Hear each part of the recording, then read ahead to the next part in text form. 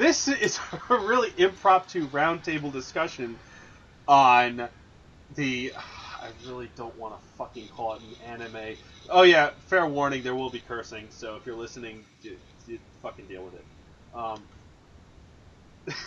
So it's a roundtable discussion on the independent anime Chronexia and the Eight Seals while it's still relevant and being discussed.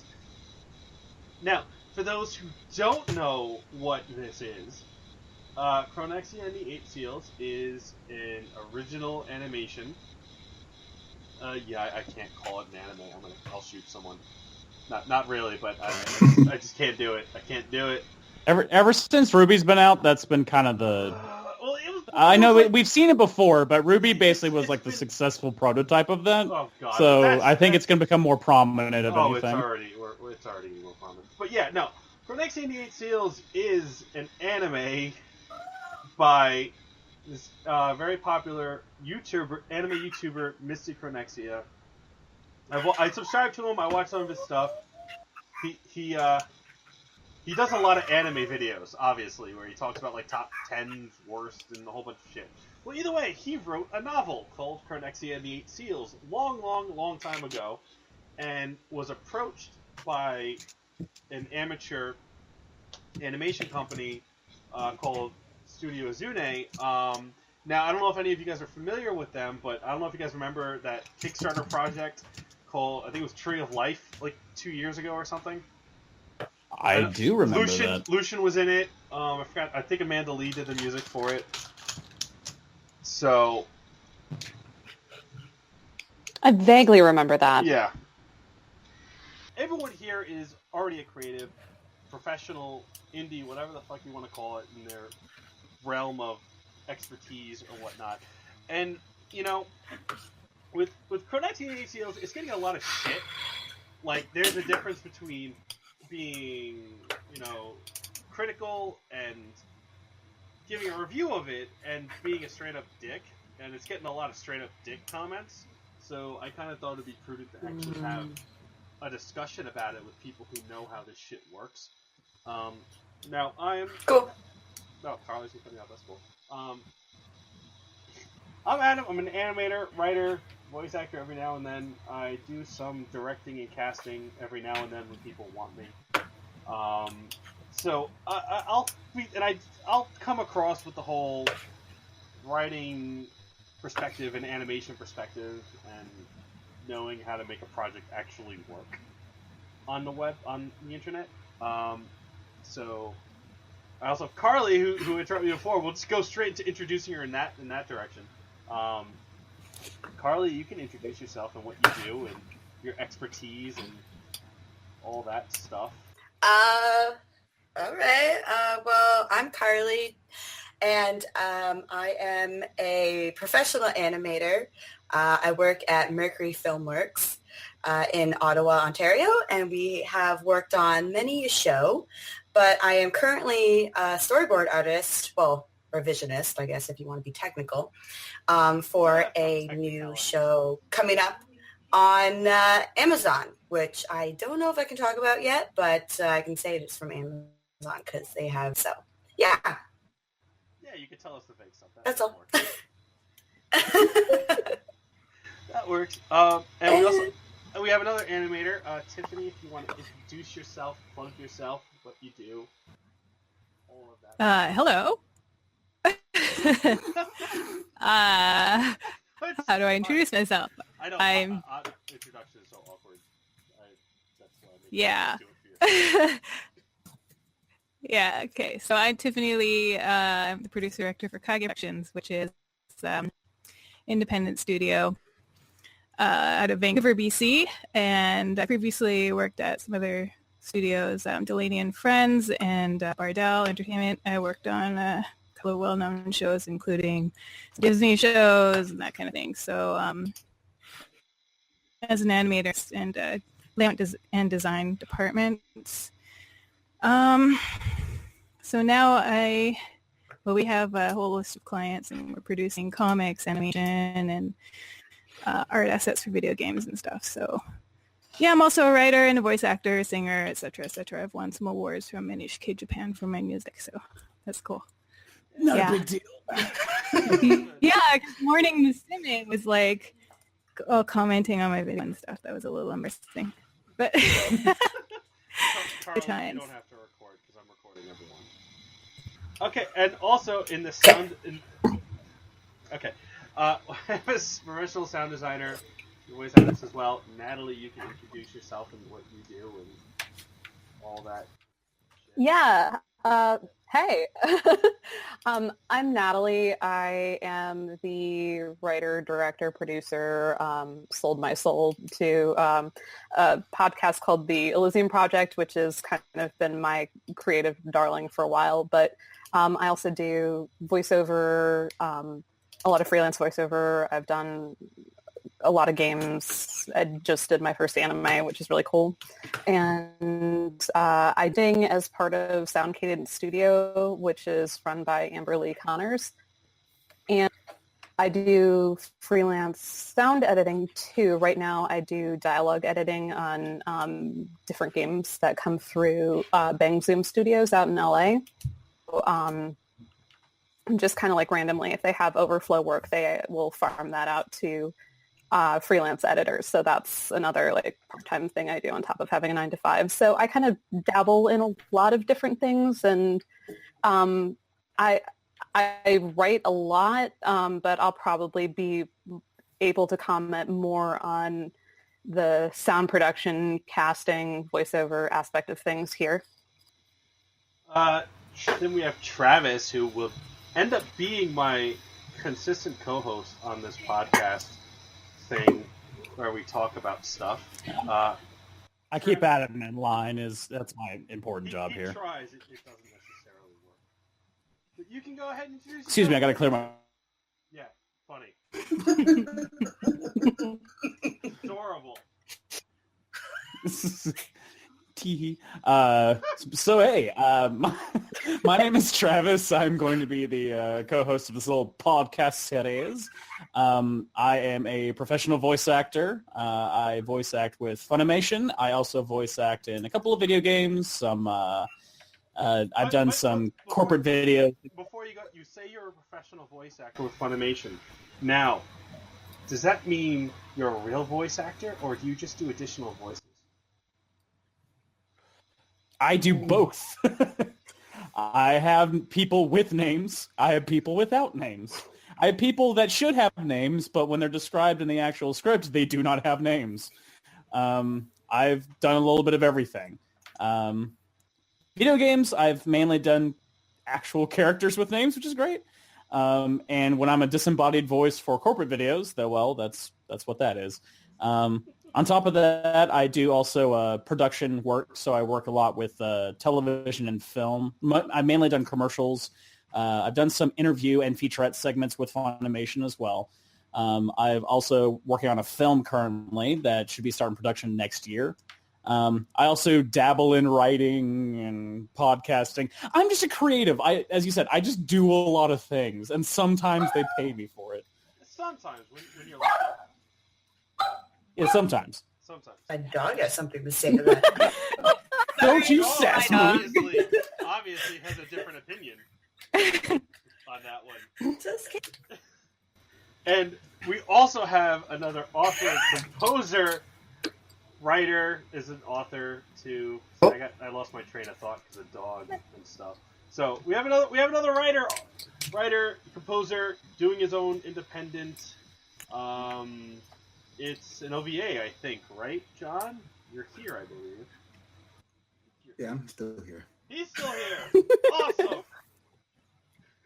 I don't think I've ever dragged him into a Skype call before. We're professionals. Super professionals, sir. Okay, we are super professionals. Stu. So anyway, John, feel free to introduce yourself, plug your stuff, because I know you should be having a Kickstarter soon, eventually, right? We can plug you and... Yeah, that's true. John? All right, go ahead. No one cut him off. All right. I focus on writing. I write novels. I produce... I just produced system. And I'm releasing a Kickstarter for a visual novel soon. Awesome. Really talented guy. I'm gonna in the detail. What he is. He also does a lot of the composing for my independent web series too. So that's awesome. Hey, what happened to your music composition? My what happened? You're all cutting off. What are you saying? Yeah, right. You fucking compose music. Talk about that too. Shit, son. Oh, right. Yeah, I compose for. Yes. Probably for Tiffany soon, as I believe. You did, yeah, you did. For a series that really never got off the ground, I'm gonna start drinking. And a few Kickstarters are coming out for not my Kickstarter, but other people's Kickstarters are coming out next year. A long list of people I'm just making music for. Nice. Well, I'll be putting links to everyone's like YouTube channels and all in like Facebook pages, so you guys can all check them out and all that stuff. So we're gonna get into this basically. I know, Carly, stop fucking laughing. Seriously, be a professional. Professional, okay? Wow. Sorry. All right. So Okay. we're gonna talk about Chronexia and the 8 Seals. Everyone has watched it, I'm guessing. Pretty much. I did. Yes. Today. I didn't read the Yes. book, but I watched the animation. Yes, at least. I read the book. I'm gonna get into that. So I'm gonna start it off. Okay, breathing. All right, we're good. Now, as I said before, I honestly feel it's being unfairly shitted on. It is a passion project from Misty. He's trying to do something, and you have to give people credit for trying to do something. Starting off with an animation is not an easy thing to do. He had the book. He tried translating the book to visual. It doesn't work. I'm saying it straight up, off the bat. Taking a book, directly translating it and adapting it to an animated form does not work. I kind of have experience with that. Well, I mean, just even sound off here really quick.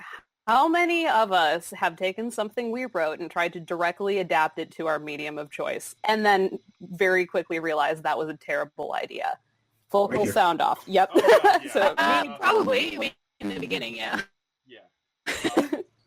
So the thing So- is, it has to be adapted, and I used to shit on movies and stuff that adapted novels poorly until I tried doing it for myself. And I was like, oh, that's why they changed things, because things in books don't necessarily work in a visual medium. Okay, lesson learned. So like I said, I think it's a good effort. I'm gonna say he definitely should not have called it an anime because that fucked him over. I think calling it an anime fucked him over because I think when you call something an anime, you're attracting the entire anime audience and they're going into it with their elitist attitudes about it, and they're like, "Oh, this is not like one of my Japanese animes," and it's not as high quality. And I feel like because I searched it and I noticed it has like a lot of posts on like Anime News Network and other anime forums, and like the immediate comments are like, "Oh, there's a dub, so I'm cringing," or "Oh, this is not an anime because it's not like fucking Studio Trigger or anything like that." So my main opinion with Chronexia is that calling it an anime tremendously hurt him and opened him up to a lot of troll bullshit. That's my opening opinion. To be on fair, you're going to Chronexia. run into that on the internet regardless, but Yeah, but I not do get as what you bad- mean that not as bad as Oh, yeah. an anime. I think at least calling it an anime might be directly inspired by what he wanted his project to be. Because I know he at least started with a book, but especially after watching the animation, you do get a sense that a lot of his visual standpoints, decisions he makes in the actual thing were heavily inspired by anime. And there's a lot of references and things like that to anime cliche. things like that. And you can see, at least in the episodes itself, that possibly that might be his intention. Maybe he views this as a series kind of like Ruby, where, hey, maybe Japan will pick this up and it'll be this big professional thing. It's not necessarily the right mentality, but I could definitely see that based on the first episode, that might be his goal. Bear in mind that he is working with quite a number of different people. So I guess we can't really speculate how much influence these other people had on the actual production. So we don't know how much direction he actually gave versus, I don't know, the lead animators or storyboard artists. Right. And that could be a problem in itself. That's what I wonder, is if there wasn't a very strong vision. Because what I got the sense of watching it was there visual direction in the sense of stylistically, this is the vision I want to capture. It more felt like he said, hey, here's a couple specific scenes where I want you to basically emulate, insert anime here, and then make up the rest as you go. And there wasn't a, hey, here's the overall style, here's the overall visual idea that I have in my head that we're ultimately going to follow, other than a couple specific places with specific references. It does feel pretty thrown together, I gotta say, from various different sources. And like, all right, I'm just gonna throw this out there. There's plenty of, actually, there's not plenty of. There are, independent animated series, and there are some that don't have higher end quality, myself included, that have a certain style that makes their animation easier. Tome's another one. Completely in Flash, and like the style is not anime, but that shit got funded for a second season. It has a tremendous following. People enjoy the storytelling and the characters, and then obviously there's Ruby, which Ruby started out as basically fan, inspired and geared towards cosplayers. There wasn't any initial story to it, and the style was super anime. So it's like the stuff's out there, but go. I think part of the issue, from what I have heard from you and watching it and stuff like that, it seems that he promised a certain style or level of skill that he wasn't able to fulfill in the end due to the amount of money that he gained for this project or stuff like that. Like, I'm going to just throw that out there. Not a lot of people are going to know this, but animation costs a lot of money. Yep. To do. Oh, yes. A lot of money. And you're going to probably want to slap someone from hearing this, but like commonly I would say a lot of animations, even like professionally, they're hundreds of thousands of dollars, and that's not even the full project. That would be almost animation alone. That's even just for animation alone. Just animation. That's not including the sound guys, the editors, the background artists, the storyboards. No, but I'm just saying, like, it's absolutely insane. Then this is for, the people listening to this that aren't going to know that. What he thought was a lot of money. Yeah, and I think that's a lot of the issue that he's getting backlash with too, is people are expecting that, whatever he got, X number of dollars, let's say $60,000. Hold that thought. Just keep talking. I'll return. Sorry. I'll take a note off the base of what Carly said. There was a set expectation, and especially from people that don't know about animation or might not know about all the work aspects of that, looked and went, hey, this person's asking for funding. They're saying they're making anime series with this size of crew. The expectation set with your general audience is going to be pretty high because not everyone gets that. Especially, I think you mentioned that there was like a $60,000 budget or something like that for this. I think it's 40 actually. I read somewhere or I heard I somewhere did it was like 60, but I think too. what they did was, looking at his Patreon, it's like $5,000 a month he gets. And to be honest, so I think at 8 months, like, yeah, it's around 40,000, I think. But I mean, from a production standpoint, this was actually he got a lot for his money.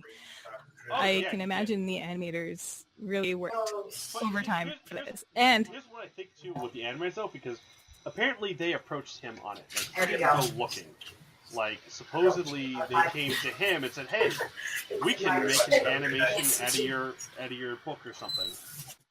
But I mean, so this probably because he has. To be honest, based on the quality of the writing, I'm assuming they came to him more because of the exposure than the quality of the writing. He's got over 1 million subscribers, so I'm assuming. Right, It was right, which is nothing to shake a stick at. Oh God, yeah, no. I would totally do it for for exposure. Are you kidding me? Please. Like, there's nothing wrong with that, but I think that you're completely right. That's definitely what probably inspired it, because I don't think they've actually done anything production-wise before this. Like, I've known them. Yeah. You know, I met them on YouTube years ago when I was originally animating, and there was like the Tree of Life Kickstarter they were trying to do. So they had like a teaser, but I don't think they've ever done a full episode storytelling production before. So I don't think they knew. I can tell you from personal experience that this stuff happens all the time. Just in my last contract with a client in LA, we had the same issues. We're in the beginning of the project. We were putting together a team, and a lot of them we hadn't worked with before. So, you know, you're not, sometimes you have to take a risk, and you don't know if they're going to drop out, or they're not going to be able to follow through with their commitments, or, you know, not provide the quality that they promised. And sometimes they have to leave the team, and then you lose money, right? So I think that's sort of thing that happened in this case, particularly in the beginning. They did mention on some of the comments. Some left yeah. Early on, and like so something. Yeah, it definitely. It's the thing, and it sucks, and it's like off it does. The bat, like when I watched it the first time, I was very supportive of it. Like by the 8th time, I was getting critical again. But like my initial response was, this was a good first attempt for a person who has no clue what the hell they're doing. No clue when it comes to this. That's my feeling about it. It was a good first shot, and like the joy that, like, for me anyway, the joy I get with indie productions is watching it grow, and like where it started, and watching the improvements and seeing them take that into consideration and turning it into something. And then you can look back like a year and a half later and be like, oh my god, look at episode 4 compared to episode 1. Holy shit.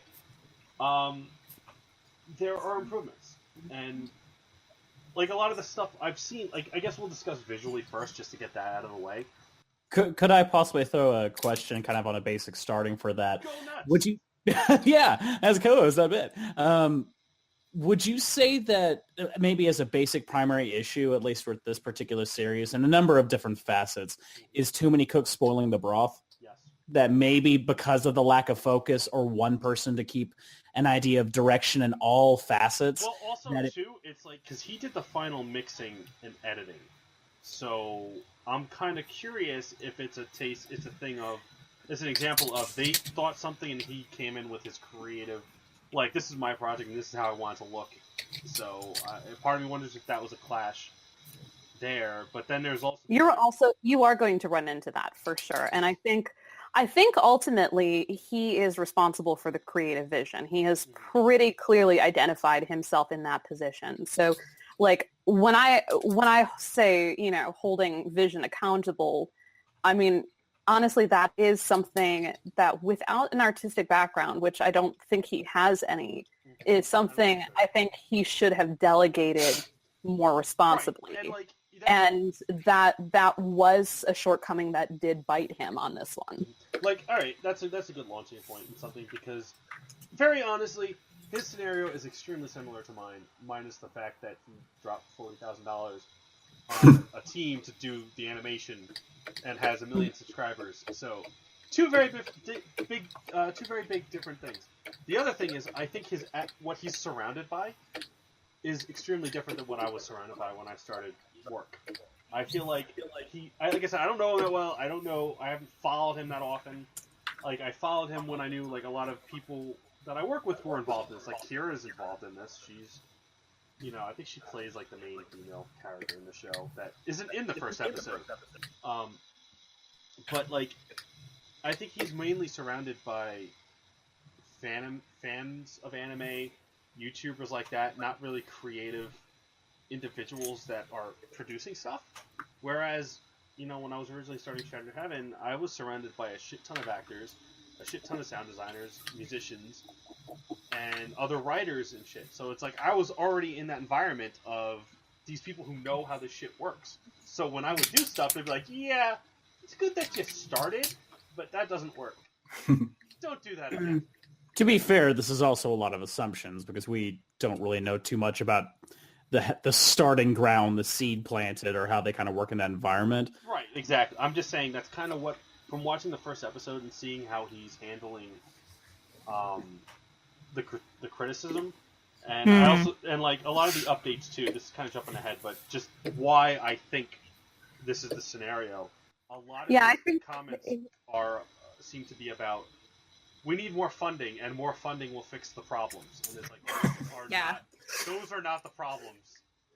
Yeah, that, and also there was a sense of kind of impatience too. Like he really felt that it was unreasonable to have to wait to finish things, and that the timeline was, like you said, he was asking for more funding, but also that he seemed more interested in releasing than quality control. Like, I could probably just throw a question over to Carly. How long would you say on average it would take to animate 10 minutes worth of animation? Well, that really depends on what type of crew you have and what type of style or outcome you really want. Like, if he had a crew of 5 people and they're doing the rough, the clean, the color, and all that, that could take months. Like, that could take months even just for the quality that he has in his show alone, just months, where on average a studio will do about a weekly turnover for an episode. And that could be 11 minutes to half an hour, or give or take, but that depends, as I said, on the crew that you have and the skill and the quality outcome that you really want with it. So like if you have any revisions or no revisions, like it really is up in the air, but I would say overall it would take months. Unless you're ludicrously insane and never sleep. Yeah, well, unless you're Adam and that just decides to do everything on his own. And my quality is intentionally lowered for that reason. Because I can't intentionally make a super high quality animation when I'm the only one animating, and I'm trying to retain an audience. So, you're also not paying anyone. Like you're not getting money for this. You're doing this all on your own, and that's why it's a little bit different. Yeah, maybe your quality isn't as finessed, but that doesn't mean that you're still not trying to achieve greatness in that this. Was in my defense in that one. Season 1. Season 2, fuck all of you. It's going to be amazing. and I think you did bring up a good point. Like, it'll always depend on the crew itself. I don't really know anything about the people involved with that animation. I know the main guy. Well, the question is in that regard whether this is something they do full time or is it something that they do a regular job and they come back to this. How much time do they have set devoted to actually animating and working on it, and what experience do they come from? Yeah, because if they're not doing this full time, then I think that Carly's quote of just months, I mean, that's with the expectation of full time, right? Mm. Yeah, that's I would say even full time. Depending on how many jobs they actually have, right? So you really don't know. This was probably their only job, because this is what they are. They came from remember when everyone loved to make their little fan animations about Naruto and all and Bleach and the chapters that weren't animated yet, so they'd go into Photoshop and they'd be like, look, I'm drawing like Taikubo, and oh my god, I'm amazing. Listen, Adam, my fan fiction will get off the ground one of these days. You know what? I'm not in the mood to talk about fan fictions, because that's going to make me jump to another point, and I don't want to jump there yet. Well, I'll save that as a segue for later. Yes, that will be a fucking segue. But no, you are all just haters. Jeez. Listen, Shattered Heaven came from fan fiction. I didn't sign up for this, guys. My 10-page Naruto goes into the corner. But no, that's what I'm saying.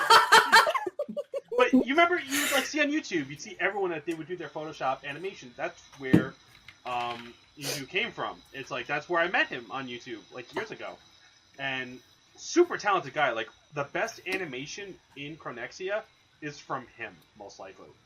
And like with Chronexia, it's when it's good, it's really good. When it's not, it's not. That's actually a huge other point I want to bring up. Like everyone's, I'm gonna say I was gonna segue you into this intentionally. Oh, okay, like, sorry. I apologize. Let me make my anime nerd point. Because You do not interrupt Adam's rants. How dare you? we've all seen Dragon Ball Z.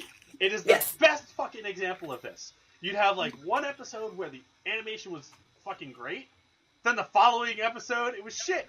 Then the next episode it was okay. Then the next one it'd be great again. So it's like they had different anime directors for like each episode. Chronexia is that in the same fucking episode. It's true. No, it's true.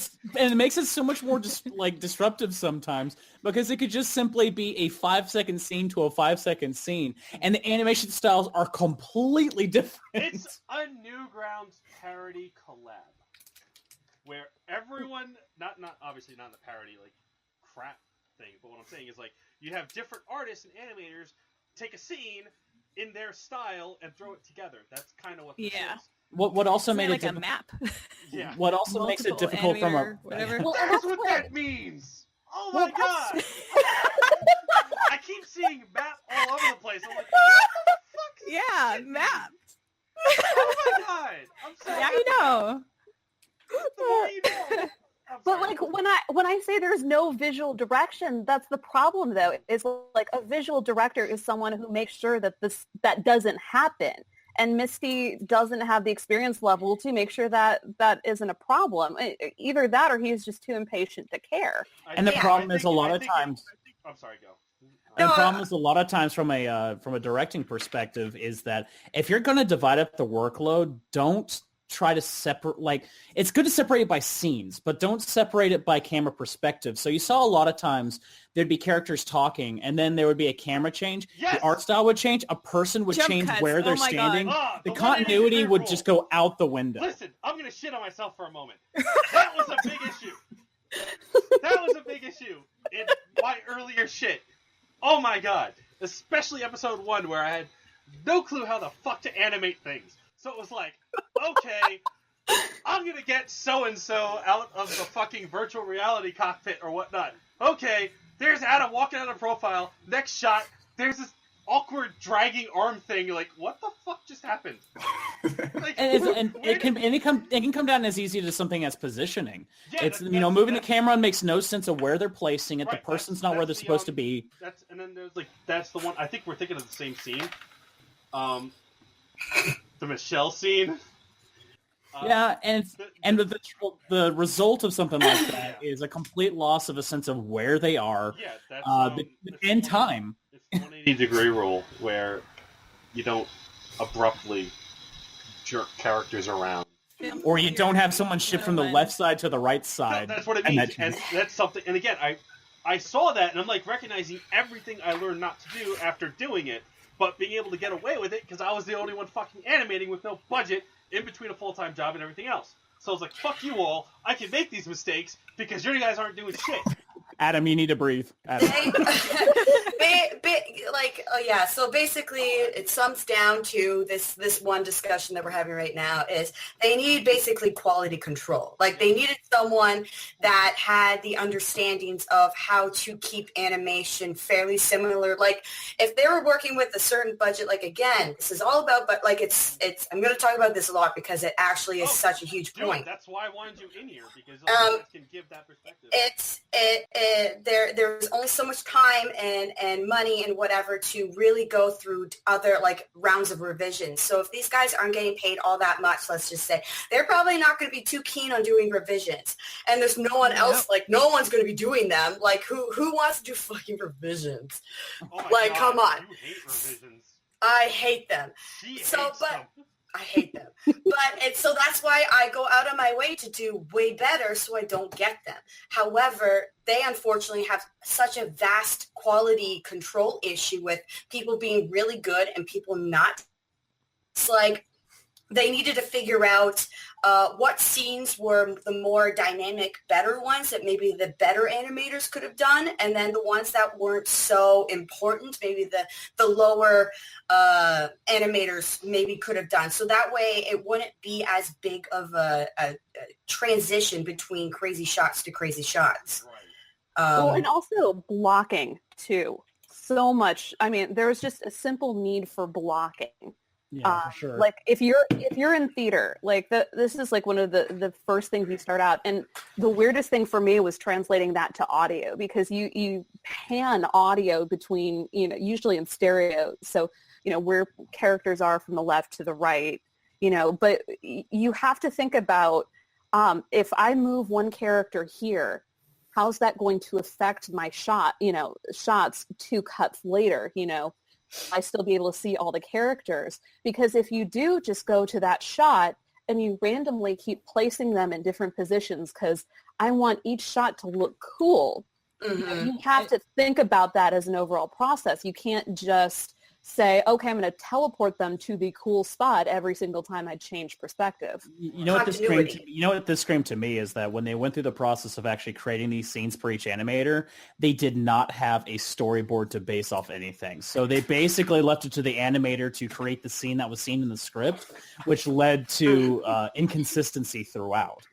I don't know. I think they could have done that even with storyboards, though. Yeah. All right. I want to go back to Carly's discussion about quality assurance thing, because I linked you guys in the Skype.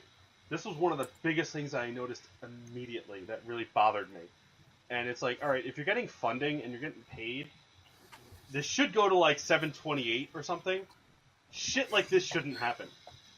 Let me know if you guys pulled it up. Oh, jeez. Yeah, I have it handy at the moment. Yeah. Hold on, what number? No, I linked in the Skype. It should go directly to the time code. Okay. Oh, Capital One credit-wise. It's good to know about improving my credit. That blurry white stuff. Yeah, at 728. Now, it's like that happened where they try and fill something and it didn't completely fill. Or they just didn't notice it because they probably did it on a white background and then threw the back. Oh, by the way, the backgrounds in this are fucking great. Like, yeah, those are some really gorgeous backgrounds. Like one of the strongest parts of this. But yeah, it's like that shit's noticeable to anyone who does art or is an animator or anyone involved in creative process. Just seeing those like pixelated like white spots around, it's like when you're paying someone, that's a quality assurance issue. Like, it's so weird. Yeah, those little white line art, like it almost looks like they drew it and penciled and scanned it in and did a bad job at like filling it in. It looks like that. So I'm very unsure if that's actually what they did. Maybe some of them, because like those drawings look really good. Like, so this is obviously an artist that's probably one of their better ones that did this particular scene or sequence of scenes. So they could have drawn it on pencil and scanned it in. Yeah. Or whatever, but it's definitely weird. And if you go a little, you see, it's a brief frame, and I noticed that any animators can notice this shit because they know the fucking pain of like that one frame that has an extra line that shouldn't, and it flickers for like a fraction of a second. Yeah. 729. There's like it's even worse actually.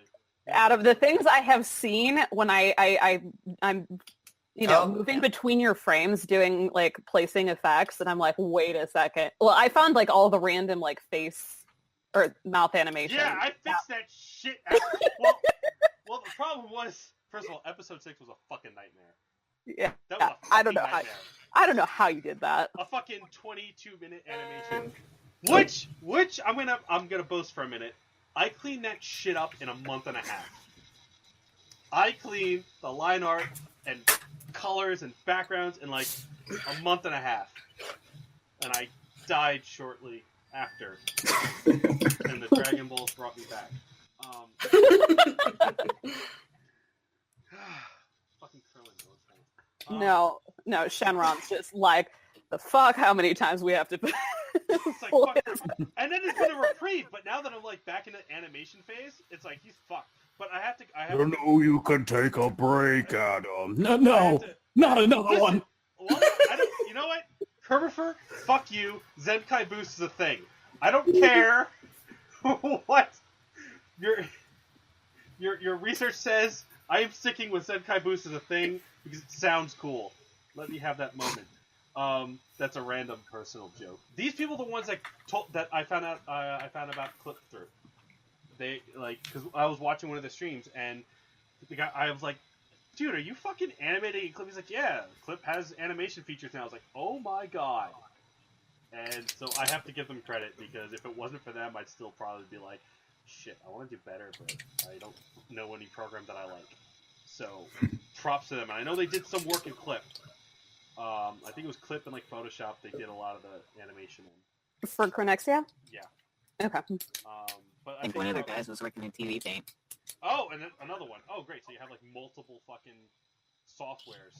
That's... So trying to compile that, when you come to your workflow pipeline, I mean, if Carly mentioned, even what a pain in the ass it would be to do any kind of revisions, that gets infinitely worse if you're not even working in the same program, so you don't have a master file. Never mind that. Just the line art quality is going to vary from person to person. God, yeah. Oh yeah. And I did see that in this. And not for nothing, listen, everyone who's watching this has probably already watched this episode because I am completely mooching off of this name to get views, and I am being very upfront about that. At least you're honest. Fuck yeah, I'm honest. Honest Adam. But blunt Adam, basically. Asshole Adam. No, let's go with blunt. I don't know. A rhymes, you know. You know, it's better than you. Yeah, never mind. I'm not going to go there. No, it's that. Joking aside, I did want to give it an honest, actual. Because I saw there was other roundtable discussions about this, but it was from anime watchers, and I wanted to do one with other creative professionals that know what the fuck they're talking about, as I pretend that I do too. Well, I mean, at this point, you're talking about an independent animation group. I mean, who is more qualified than people who are, especially you and John, who are actively doing the whole indie thing with the indie budget, who aren't, going from a backing of that Ruby had, or I mean, even Curb. I mean, he does wonderful work with Tome, but he even had kind of the momentum from Newgrounds a little bit to really get him some exposure. He also figured out a way to streamline his process. Yeah, and it's it worked out very well for him because the reason why it did is because his writing was good, the acting was phenomenal, and the sound design was great, the music was great. So it's the whole story experience was perfect. Which goes to the point with Chronexia. Even with these animation flaws, that's not the biggest issue with it. Yeah, I was about to say, we can talk about the story itself. No, I know. Here we go. I know Carly only had a certain amount of time, so I kind of wanted to get the animation shit out of the way and have that full-on discussion just in case she had to leave. Oh, that's okay. I can hang around a little bit longer. Oh, okay, cool. But again, this is the segue into the story and the writing and the things. Yep. And the things. So let's narrow this down. Hold on. Let's. Oh no! The focus. Let's narrow this down to certain categories. Let's narrow it down to story. We can narrow it down to sound. We can narrow it down to acting. We're gonna go with writing first. Okay, that's fine. We're gonna break down the writing. Let's break down the writing because I'm gonna say it. So before you say, is the weakest thing in this project. Before you go in too much on that, I just read one of the comments on the video that they actually put on a response of people that were he's saying was hypercritical. He mentioned this episode as a universe building episode. Right, I know. Did you get a sense that was the case with this episode? Here's why. Because I did it too. Except I didn't promote that episode. Shattered Heaven episode 0 is basically this. It is the prologue exposition dump where it does the original direct prologue from the novel, animated it. You were in that. as the dad. I certainly was. You were in that with Mippa. Mm-hmm. And Mini Erica Mendez was in that too for like 2 lines. And so was Ty. So the issue with the exponential nature of the thing, you mentioned that Zero itself, and I agree, was basically a long exposition set to get information about the set. What my episode 0 was, it was the direct prologue from the first Shattered Heaven book. It was directly that, where it was this, you had some characters, no explanation who the fuck they were, it was vague, it was like a thing happens. But let's speak to the structure of the Misty Chronexia. What it happened is that in the first few minutes was the exposition dump. These are the type of races that live on this planet, and then the next 8 minutes was devoted to very non-attached combat. Right, so the structure and the pacing was completely strange. It was hard to maintain interest. And the funny thing is, because I got the book and I'm reading the book, it is pretty much a direct translation from the book, minus the book actually explains more, and it's weird because it's like here's what happened with that whole exposition dump. That was actually Achilles writing his memoirs for someone else. The whole thing is like it explained the world better in the prologue than this, which was like, what the fuck? I expected the animation to explain it a little better, but it didn't. Like. In the book, the prologue says, I'm Achilles, I'm writing memoirs, and as he's writing the memoirs, he's going over, not that well, but he's going over the basic structure of the world, that whole sphere of energy thing that the animation says is important, but not really, that it's just there and things happen around it, and there's a goddess. I'm sorry, I'm going to be making a lot of You're a goddess memes in this podcast. So here. Adam, if you give me a moment. We don't know how she's going to respond. She's a goddess. I'm sorry. Adam, if you give me a moment. I'm sorry, go. What was running into is that, as you mentioned, the first few minutes was devoted to that exposition base. They completely threw that out the window and focused on creating this big action scene. In my opinion, probably to show, hey, this is what our animators can do. We can have these big combat scenes with a lot of fluid animations and beautiful backgrounds. But the problem is they couldn't maintain a story integrity through the entire thing. So we end up getting this big explanation, which becomes completely irrelevant within 2 minutes. And it was just all these combat scenes that had no significance. At least we're not aware of the significance at this point. But if episode 1 is supposed to sell you, that's a problem. But I'm sorry, go. No, I just want to like kind of add to that as well from my point of view, because I may not be a story writer or whatever, but since I work in animation, I feel like I have some type of a little bit of knowledge of how it works, but I feel like he should have chosen between one or the other, basically. Right. Like he should have made it shorter, and either the battle or the story. That's all he's like. That's what he should have done, and that way it would have probably saved him months and months of work, and also probably would have upped the quality overall.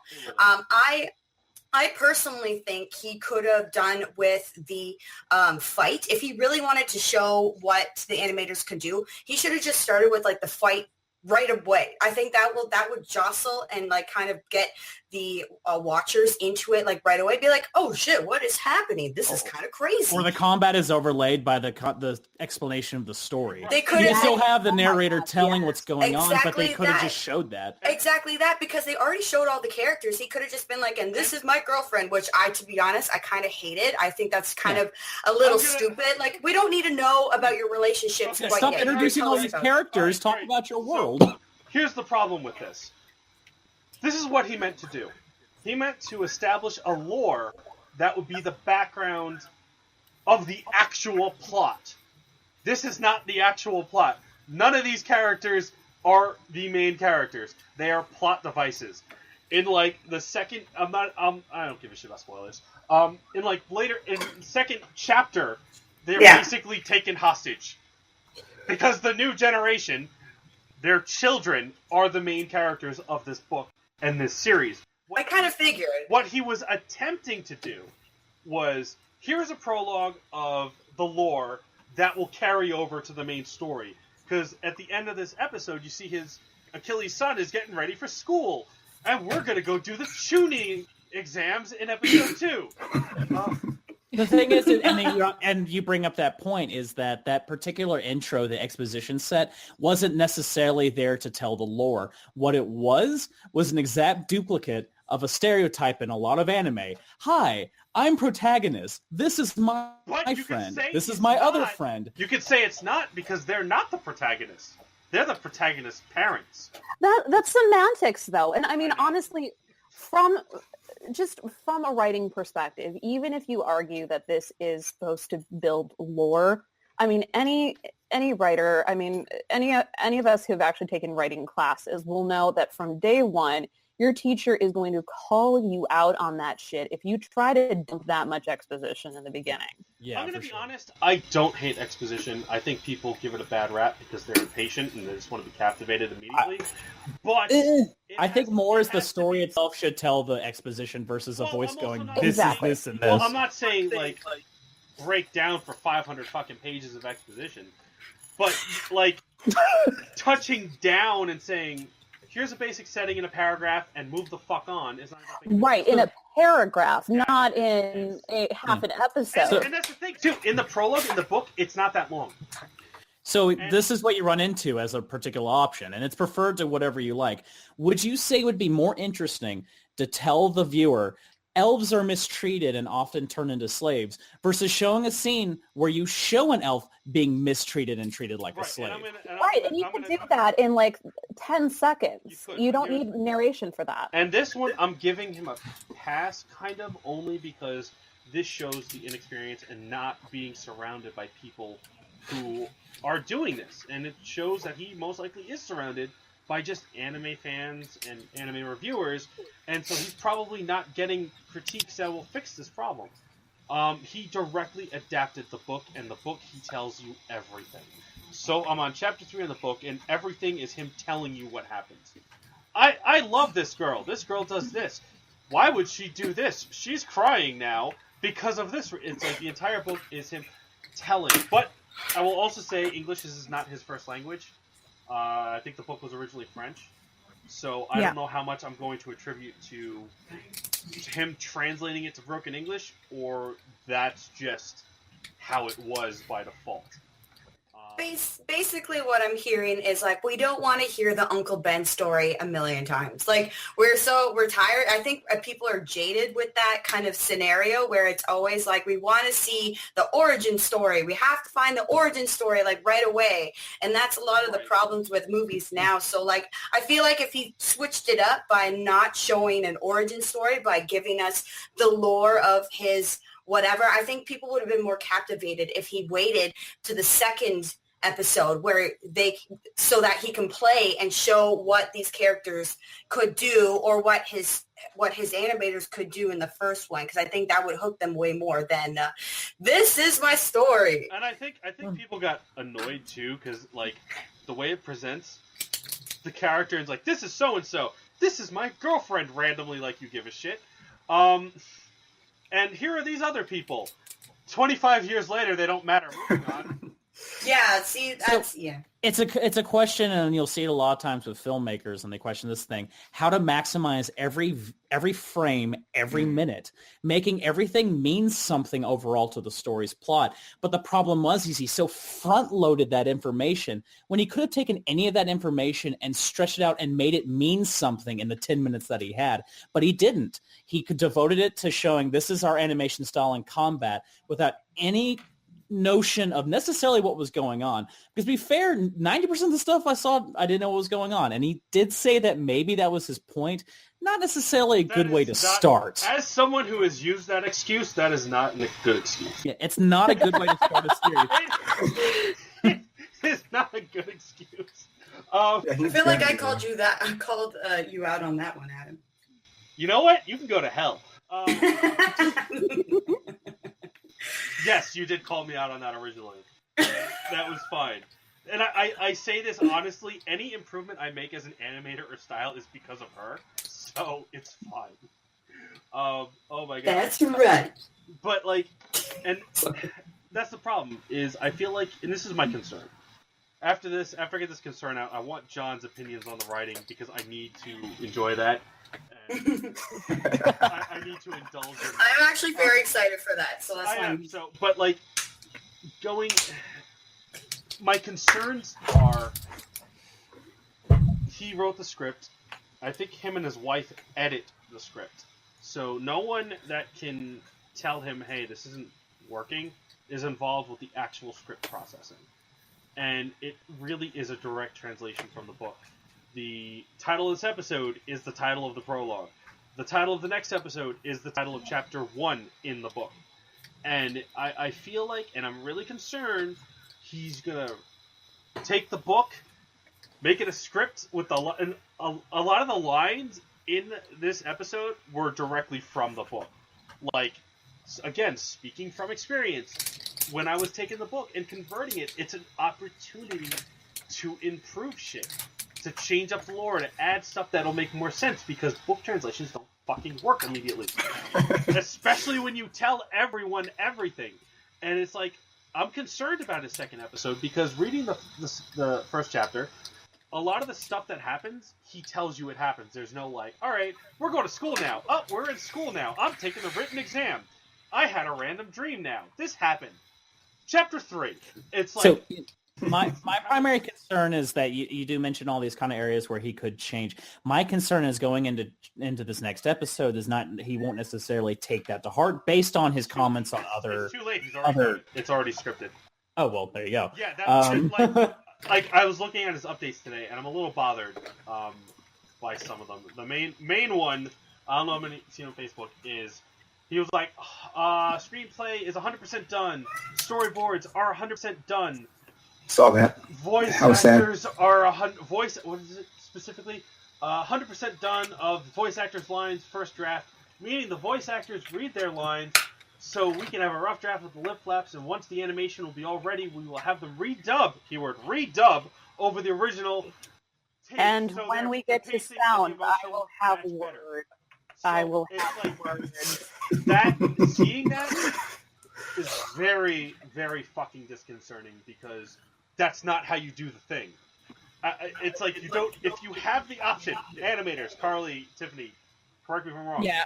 If you have the fucking option to do prelay animation, you don't choose ADR dubbing. You prelay that shit. You animate based off of your actor's performance. Yes. You don't animate a simple table read through on Skype, and then, all right, we have the because here's why, and this is I shifted back to animation because this reminded me of something I'm dealing with. If you animate based off of an initial take that has no performance in it, the spacing of that time-wise is not going to necessarily match up with the performance of an actor when they do it for real. Yeah, your It's just timing's going to off. restrict the actor's It's- potential. Right. You don't do that. Prelay it. Well, also, that's not going to give you anything to work with as an artist, too. Like, Yeah. there's nothing inspiring if the person is just dry reading something. And that's where it goes to, I don't think they have, going back to like Studio Zune and Chronexia, they don't have the proper experience with productions like this. Now, I didn't know this immediately at first either. So I get it. When you first start out, you're not going to know it, but you need to not rush into another episode. You need to look and say, okay, well, this didn't work, and how do I do What this? did I do wrong? What can I improve? And I'm concerned because he says that, oh, we know what the issues are. We know what the issues are. And I think, and I'm worried that he thinks the issues are solely visual, and more money and more funding is going to fix it. And he basically said, oh, we're going to do a second episode, and based on the response to that, we'll determine if it's worth our time to do more. And I'm If your roots are rotten, you might as well just, you might as well replant. Right. That kind of deal. So that's Jonathan, writing, go. You have the floor, sir. Woo! Heads up. I think the script needs to be built from the ground up. Like, it needs to just start over. I'm not a fan of him calling himself a critic. Right. So I'm gonna get a little bit bitter about that. Wait, Like, he called himself a critic?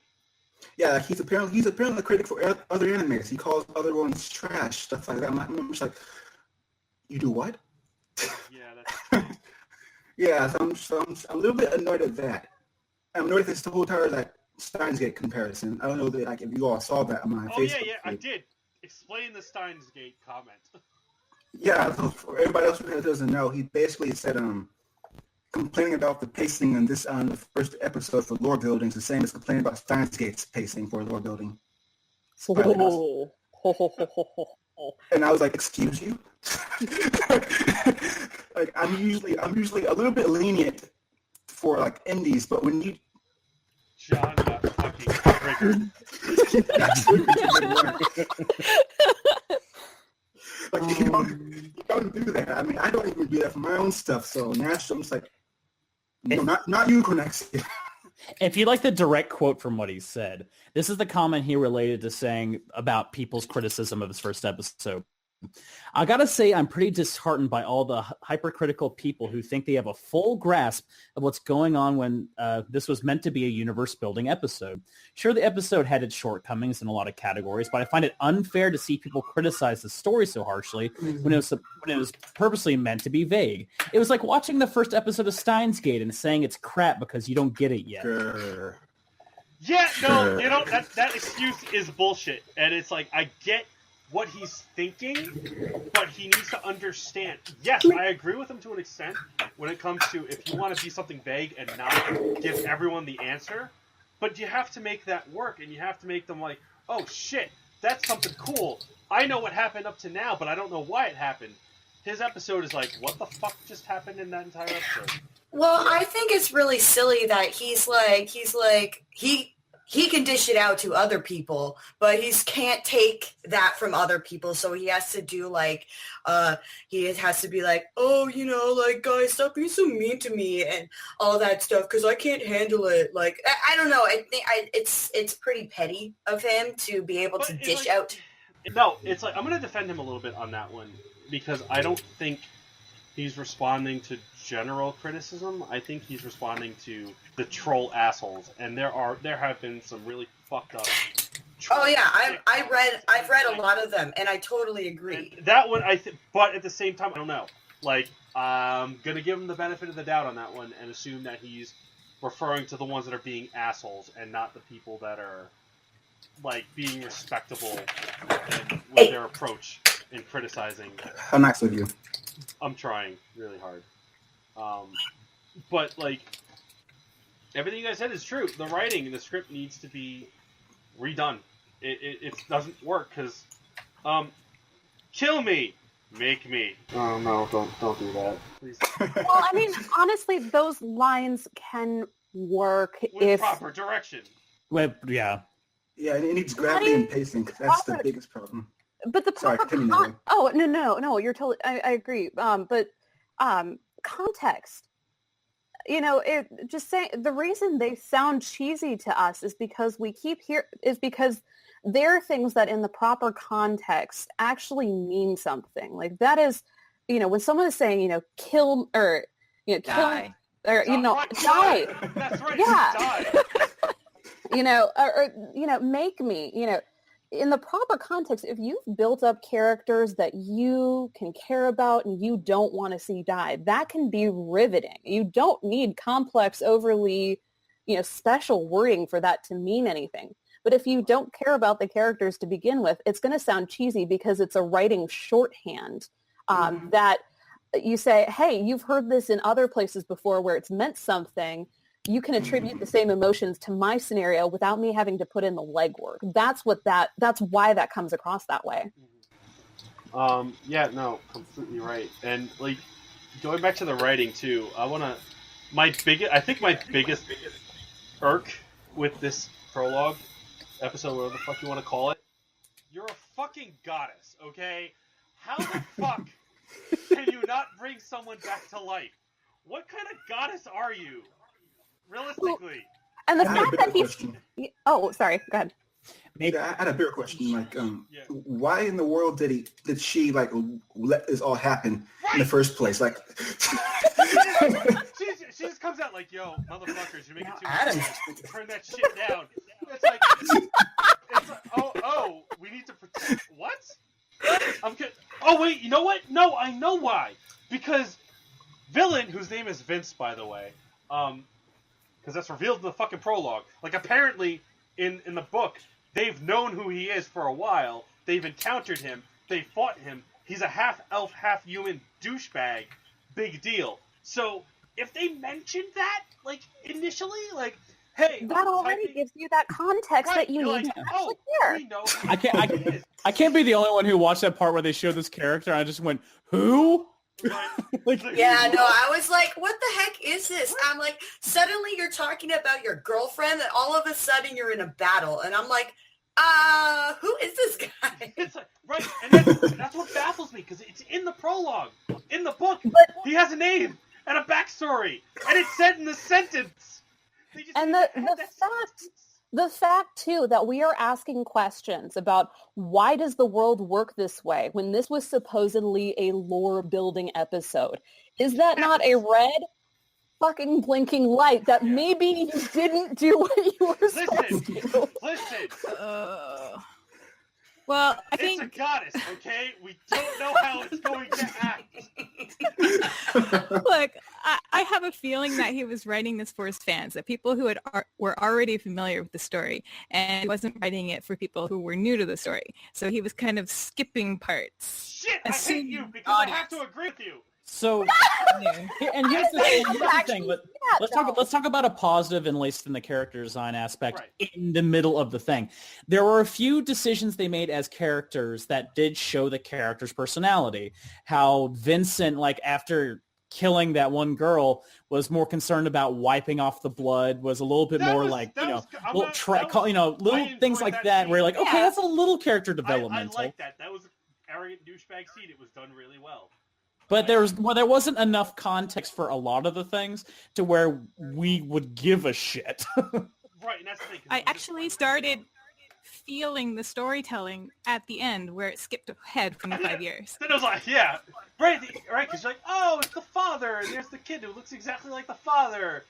And it's also, what was the point of the little weird like jokes with like the newspaper boy thing where he calls the guy like an asshole, and you're like, what was even the point of that? What about the fourth wall breaking? I'm not going to this really powerful That's what it was. here at the beginning of the story. It was a cute. You're not Deadpool, but it was a cute moment. It's cool. I hate moments like that, especially if it's not established as a part of the universe. But if you just see this guy, you can't get this equipment yet. Well, fuck you for putting that in the story. I mean, if they had actually like gone out of their way to like be like, we are intentionally trying to make this a parody. We want you to laugh at our writing shorthand. We want you to laugh at the nonsensibility. But the anime is played so damn straight. You are supposed to engage in the melodrama, but we still want to indulge in our parody aspects and have no consistency whatsoever. That's what really doesn't work. You know what moment really frustrated me? And this was maybe an animation mistake, but also it was just dumb.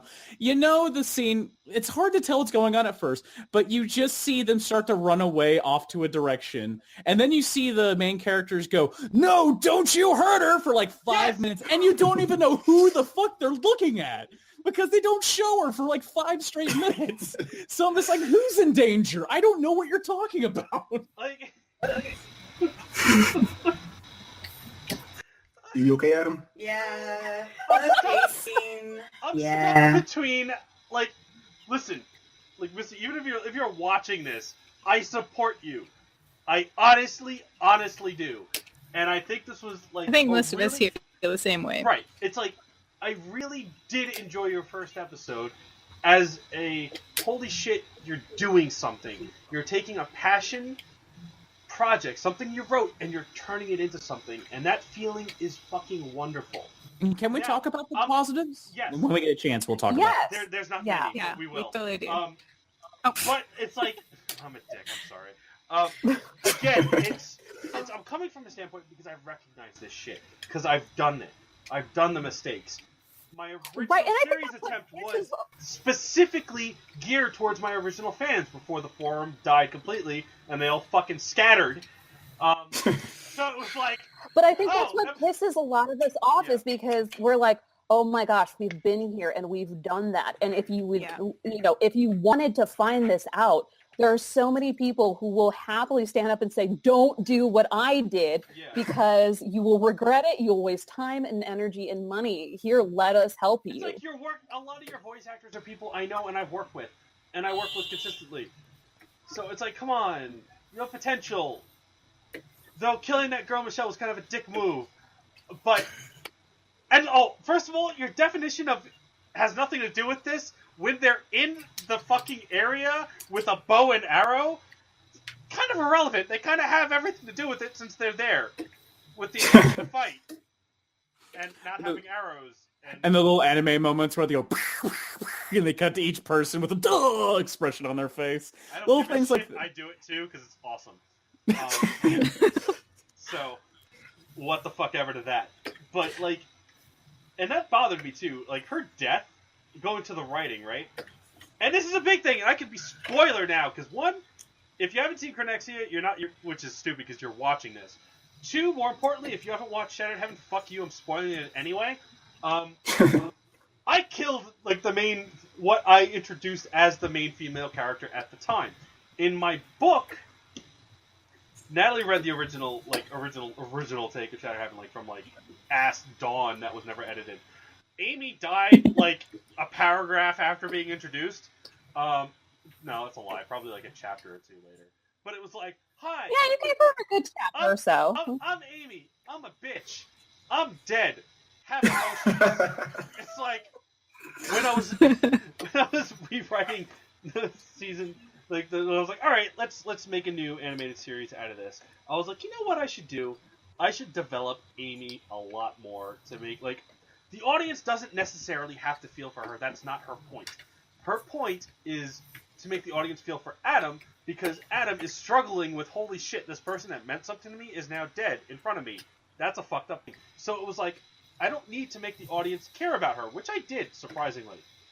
Holy shit, I had a very split fan audience on that. Where people were like, in episode 3 they kissed, they're like, oh my god, it's shipped, confirmed, that's amazing. And then, oh my god, she's such a bitch, I hope she dies. 3 episodes later, they get their wish. And it was like some of them were like, oh thank god, Amy's dead. I was like, holy shit, I struck a chord, that's awesome. But the point, what I'm trying to make is, in translating the book to an animation, I realized I didn't develop that character, so a death was not going to be relevant. That's right, Kat. You agree with me. Is that Meryl? Sorry. God, I love Meryl. It wasn't Meryl. That's why I asked, like, was it Meryl? Of course. No. One time, it's actually not Meryl. It was Ruby, so she's really not enjoying this. That's all right. I don't think Ruby enjoyed it either. So we spent a lot of time talking about the visual aspects. We talked a lot about the story. Can we talk also about the audio and acting? Yes, acting. Go. Lead the way. Professional animation voice actor that doesn't do additional voices, and therefore a real actor. I'm very confused by your. Travis, one question. Do you offer classes? I do not. You should. And now I'm triggered. Thanks. Yeah, well, that's why I'm sitting there just like, hurts on the inside. Here you go. Here you go. Sassy bitch. That's a sore tender pain. So, we can all agree that there were good voice actors in this, and there were some that weren't as good. The thing is, we don't know how she'll respond. Go. The issue with it that I saw, at least I'm seeing, and I'm going to always kind of bring this to the roundtable itself, is that it felt like there was a lack of any kind of solid direction on someone to be able to sit there and go, well, that line sounded a little bit flat, try it this way, or things like that. So sometimes you'd get these lines, like, for example, the goddess just sounded like a computer program, which may have been the point, dude, but it just... That's so convenient that you mentioned that after I made that joke. It's almost like I intentionally directed you. Oh my god. Almost. On top of that, there was just some people that just, beyond the obvious audio editing issues where some people sounded louder, some people sounded quieter, in distance being insignificant at that point. They just weren't even. But there were a number of actors and actresses in that sounded good, and there was a number of them that sounded bad. And a lot of times they were in the same scenes, and it stuck out a lot because of it. And it also sometimes took away from some of the emotion. I agree 100%. And like going back to the goddess, like complete joking aside, and like listen, everyone starts somewhere. That's just how it is. There's nothing wrong with that. but there has to be some attempt at direction. Now, the goddess, correct me if I'm wrong, if you're a fucking god or anything, you shouldn't sound so fucking uninterested and bored. Like, okay. Well, if it is, now. if you do sound uninterested and bored, it should be a kind of a character thing, and there's ways to do that. Right. It came off more like, oh, we got to get this line done real quick. And it didn't sound like she was in character. It just sounded like she was reading the lines. And that, sometimes you need, you probably need someone on that team to be able to go, hey, listen, approach the line in this manner, maybe read it like this, maybe change the pacing a little bit, change little things. But this screamed to me that there weren't enough retakes for lines. There wasn't any retakes for lines, to be honest. And also the way they edited is that the lines stuck out so much. Like they didn't blend into any of the background audio, so they really just, if there was a mistake, it was highlighted. Right, exactly. Right, and I think it really highlighted, who had more experience and more professional experience versus those who did not. And it's not to say that not all of those actors were not capable, but you have to consider that some actors need to work with strong directors to bring out the best performances. And and some actors also may not, bringing back to the fact that they had to redub their lines, some actors are also not strong dubbers. That's I not... don't know if that's what they actually didn't do that for this. I was talking to Kira earlier. Oh, okay. Apparently that's a new thing that they're doing. Excuse me. Which I think is only going to open up an entire new ream of issues with, which I say as a sound designer, I would murder him for doing this. I think they're going to have them, here's my concern with that, is I don't think they're going to have them match the flats. I think they're just going to re-record them and then throw it into the animation and be like, oh shit, now I got to make this fit? Well, no, like you've even watched on this first episode that there were some lines that didn't really fit the lip flaps at all. I can pass because lip flaps are a pain in the ass, dude. Oh my god. They are a bitch. So I give leniency with that to an extent. I really do, because fuck lip flaps. Straight up. But also, too, it can also highlight back to the fact that if the director doesn't have a strong vision of how to work with actors, too, where... because you can run into different ways of, directors not competently working with their actors, where you have directors... Well, you can have people who just send you a script and take whatever they're given. You can have directors who literally will line read you, say, okay, here's exactly the... Yeah, so it depends on which situation you're in, but they may line read you, and they may not be very good actors. So... even if your actor is capable of doing better, if they're trying to mimic their non-actor director, there's only so much you're going to get there as well. And another thing too, just in general, is something you think about in sound is, and John will probably know this, that like in music, you're thinking about, where your rises and falls, and even think about this as a writer, where... how things are paced and where you want to hit certain things. You have to think about that with your actors as well, because if you're recording all your actors separately, especially, you have to think, okay, what parts of my scene are going to be intense and what isn't, and how are my actors going to build and play off of each other, and you have to coax that with this kind of overall vision in mind. And if you don't have one, that's really going to start, that's where you start to see a lot of these disjointed lines that don't fit together, and the tone and pacing is all over the place.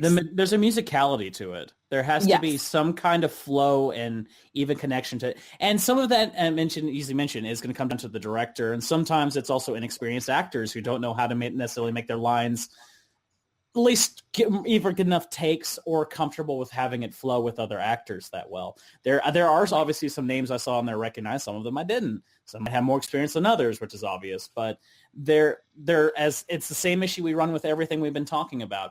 There needs to be a universal direction with everything they're doing, and it doesn't feel like that. And I attribute that to them not having experience or knowing the best way to go about this. And it's like I said, it's a learning process. And I don't It expect is. anyone to know how to do that on their initial. No, and a lot of these comments okay, are more alright. to. Here I'm we go. assuming. Well, I'm assuming a lot of the people listening to this, though, are going to be saying, okay, if I try to do that, there are people who are going to listen to this and go, okay, if I tried to do this, what wouldn't I want to do? So some of this is also, too, just us saying, hey, again, with the whole, if you want to know what not to do because we've already done it and messed up, don't do this. Okay, all right, I have the cast in front of me, the cast list. All right. Well, Ellie Monty was random girlfriend. Corinne was in this. She was someone. To be honest, I could not place them. Like, I know these actors, and I know their work, and I couldn't place them at all. Kira was like Misty, so she did a sigh. That was a thing. Alejandro Saab was Tom. That's kind of it, and I think the rest are like those are the professional actors that we generally know. That Corinne I work with, Kira I work with, and then the rest I think were just maybe YouTube voice actors that are just trying to get into stuff, which is totally. It's hard to say that though. We might not know them, but please, we know everyone. No, you're completely right, and like, that's the thing. I can't tell who was who and which one was good and which one wasn't. Like, I think overall, all of them. Like, there were some that were really good that were not the people that I mentioned, and there were some that have potential. And you know what? Also, I think a big issue with it, at least let's just even speaking on the side of a director, getting the emotion that you're wanting to hit on an episode without any attached emotions had to be difficult. Because they had to take a scene where they had no context of who these people are, who they associate with, because the characters weren't important, apparently, at this point, and try to associate some kind of an emotional set for, oh, this is why he's screaming with such passion, other than just screaming loudly. You kind of have to know the reason why they're doing the things that they're doing before you can really attach much to it. Yep. Though I will argue that is honestly the bulk of work I get is that way. It's like, true. I understand to a point that argument, and absolutely that can be a problem. But the reality of the industry a lot is you don't, unless you're working in a very, very formal studio setting, like, almost, a lot of times you're recording your stuff in isolation. You may or may not have a competent director, and sometimes you're working with writing that's absolutely terrible, and you still have to pretend to care and pretend to give them backstories. So, well, of course, and you're admitting at that point that you're kind of going against the river in that regard. So, yeah, but that is a common thing that you're going to run into in the industry, and that a lot of these actors are aware of. Of course. And you just, and that, if anything, is just bringing the fact that some of them may not be as comfortable in that kind of environment as others. And particularly with that, I think it would help if they did have a director that could communicate, hey, this is the character you have. This is their story in the future. And that's why there's not the consistency, I think, is because the director would make sure there's a consistency. Right. So, like, sound mixer, he did it. He did the sound mixing. I can tell. Literally, that's what I'm doing. I'm going through the credits right now. So he did the sound mixing. And that explains why it's not balanced. Because he does... Look, right. He does YouTube videos reviewing anime and talking about anime and all that shit. He doesn't do this sort of work. So here's what I think he did. I think he just took the audio, threw it in there, and was done. And again, I agree. That's very much what it sounded like. Going forward, he should not be involved in anything other than, I created and produced this. That's it. He should not be involved in the post-production and editing in any form. And, okay, his, hold on, here we go. Okay, so he directed it. Now, I don't know what that means. Like, I don't know if that's just something he put in there because it was, like, it sounded cool, or if he actually directed. His wife is the screenplay writer and assistant director.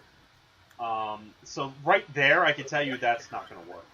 Because if you have people that are close to the project, it's not going to work. You're not going to see the flaws. I'm an exception because I'm doing fucking everything, and But by episode 3, I realized, shit, my audio balancing sucks. Natalie, you do it. That is basically how that conversation went. Where it was like, all right, this audio balancing doesn't work. This is awkward. The question is, and at this current point we don't have an answer, is does the creator of the series have anyone to help to bounce the ideas off of? I mean, he will get comments on, he'll get comments on YouTube about the story and the acting, all those sorts of things, the surface level stuff. But I wonder if he has anyone that says, the audio balancing is a little bit rough, and you might be able to do these things. I don't know. Well, the fact, again, I will again point to the fact that he's like, I was ready to release this. I remember reading a comment somewhere where he said, I think he literally did his audio editing in like a day or two so he could get the finished product out. Oh, no, you yeah, do that. Yeah. I know that's the feeling. why I've done it. Episodes 1 through 3, all were like that. Every single one. Okay, the animation's done. Fuck it, I'm getting this audio done in a day. Do you understand how painful it was for me to be like, alright, episode 6 is done, wait 3 months for audio. I could do it. I could make it. But yeah, no, you're right. It's like that's the well, and especially when you have fight sequences. Like, again, we can point to your your episode 6, where I mean a good episode 5 and 6. Yeah. Well, I mean, you really helped a lot, because a big thing about that was it's mech, and with mech you can get lost in the weeds for days on how you're differentiating mech sounds. So one of the things that helped was, I know, I'm already preparing, like a tranquilizer gun or something, and I'm going to drown you in the river. But one of the things that did help was, though, you kind of had a vision for what you wanted the sounds to be. So you're like, here, I'm going to place the bass sounds, and then I could kind of shape around that. Yo, so that was something. So much fucking fun making them. Oh my god. That was really amazing. great. Yeah, and that was something we figured out, was that, okay, Natalie's going to get lost in the weeds because, she's going to try to do a million different things. And so basically I handed him my sound effects packs and said, here, what do you think these will sound like? And he went ahead and dropped the sound effects in that he wanted, thought would represent the characters, and then sent me the session back. And then I went in and I balanced it. I added supplementary sound effects to layer stuff in to make it fit better, made sure it fit in with the dialogue, and then did a mastering process over the top. So that ended up being, we figured that out over the course of episodes 4 to 6. The more we did that, we're like, okay, here's the workflow that's going to work for us, because, we're otherwise, we're going to run into problems, and that will go fastest and also get the best interpretation of the vision. There is no way, and again, it's like, yes, we're making jokes because we're very funny people. But again, all of us here have respect for him for making this and moving forward. Oh, absolutely. And it's like, we honestly want the best for him. And it's like, we're discussing a lot of these issues that we noticed from doing things, and the biggest concern is, here's my prediction for Chronexia and the ACLs. I do not think it's going to get a 3rd episode. I think the project will die after episode 2, because episode 2 has the fundamentals done, and he did it wrong based on his Patreon. So what's going to happen is the animation might be better, but the same basic flaws will be there, and it'll get the same bullshit reaction. And he's going to be like, oh, well, we didn't get funded properly, so I guess the interest's not there. Never mind. And it's like, that could be avoided if he would just hang back, fix the script. I think based on the first episode, he's going to, and this goes with any series like that, his view count's going to hurt, because he's going to have a hard time grabbing those viewers that he wanted to be able to get to the next one. I'm going to say not necessarily, because his diehard fans love this shit out of this. Of course. And it's the ones that are not diehard fans, that are having issues with it. And those are the people that, honestly, even if you have people that diss you, that's, to increase your numbers, you have to get those people who aren't diehard fans. Otherwise, the numbers aren't going to increase. They're getting higher than what it is. Let's also be realistic here. The dude's got 1 million subscribers on YouTube. Not making this series is not going to kill him. It's not. No. I think he's probably going to move on and just think that, the only reason this did not work was because I couldn't hire Studio Trigger. Yeah. And that's not the problem. And that's Yeah, basically the point of this. His fundamentals are the issue as to why it's probably not going to work out. So maybe it would be in his best interest is to maybe take a step back and rethink about how he can fix this to possibly bring it out in the future, because I think his diehard fans maybe will be sad that it's not happening right now, but like if he can at least show improvement, I think that'll start getting people a little bit more here or there. But right now I think people's trust in him is kind of shattered, and that's going to be an issue till later on. Trust is I've seen a lot of people call him a scam artist. It's like, no, dude, that's not a scam artist. He produced something. He took the money and he made a thing with it. He didn't scam anyone. It's not a scam. And to give him credit, the number of people that can't do that is astonishing, and that try to do this. The fact that he has a finished episode and, was committed enough to say, hey, I really want you to see this. I really want you to have what you pay for. I mean, there's a lot to be said for that. He deserves a lot of credit for that. If anything, we should speak, as I mentioned, to the positives. Well, the things that were really ambitious. Background art was really good. The background art was fucking gorgeous. It was great.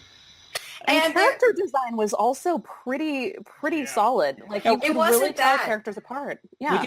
We talked about, when the animation was good, it was really good. There were definitely really strong animators and artists on some of those shots, which were like, wow, that turned out pretty good.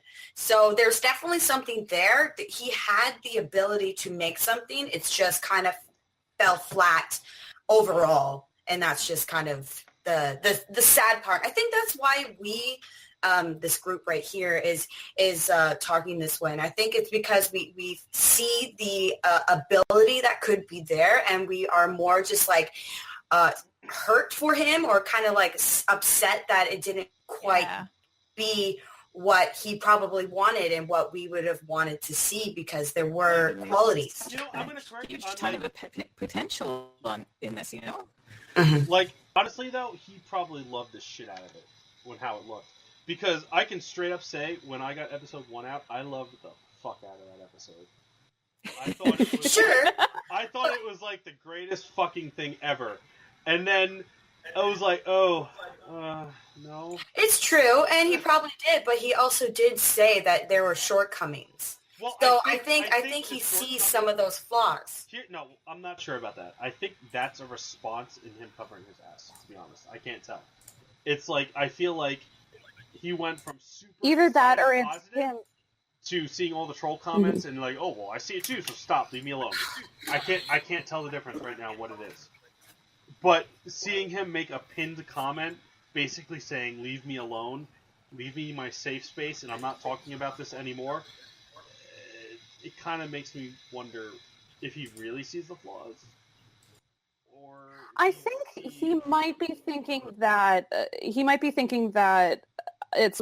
I think it's more that he's like, yeah, if we had more money, the animation could be better, sort of a thing. Like I think that's the flaw he's pointing at. Actually, I saw some of the stuff. I think I showed Carly an image earlier from his Patreon. Actually, I can pull it up. And he had a GIF too that looked really good.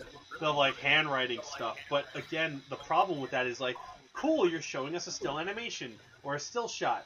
That doesn't fucking mean the rest of the episode is going to look that way. No, because like, you had really good shots in episode 1, but then when another animator did something else, you get a Michelle's death scene, and it just didn't work. Like, it was obvious that it wasn't. Yeah, that's a big problem in the animation industry in general. Like, we worked on a show, I'm not going to name it, But we worked on a show that almost crippled our studio because when our studio, we're very driven and very dedicated to making some of the best animations. We are currently working on Line Guard. I'm sure people know about that. We are currently working on another Disney feature that I don't know that has been said or not, so I can't really say, but it's another big feature film. But the show that I'm talking about, our top animators, so some of the best in Canada, worked on a demo, because that's how you get shows. You normally work on demos and then try to get shows from that. And this demo, I think it was about 1 to 5 minutes. It took almost a year to do. And then when we got that show, they wanted that quality in a week, per week, which is impossible. There's no way that could have been a thing, especially with a lot of green animators. So they were basically trying to do the impossible, and that crushed a lot of animators, and they kind of just booked it right out of that studio as soon as that production was done. And it was very, very hard to get back some of those animators to go do the new shows that were coming up. So it's hard because you want to show that you can do quality, but at the same time, you need to show what you can do in the long run. Right. You know? That is consistency is almost more 100%. important than talent. Like Consistency, but also it's almost like an honesty thing. Like, this is honestly what we can produce, the quality we can produce in the time frame you request. Mm-hmm. And I think that is so important. And thank you for pointing that out. That's just nails it on point, though. And that, I mean, even Adam, you were talking about that earlier, where you intentionally animate at a lower quality than you theoretically could draw, not because you couldn't do it, but because, realistically you want to finish something, in the lifetime, without needing to call Shenron every day, Yeah, that was also coming back from the grave. That was also. I mean, you still do that, but It's true.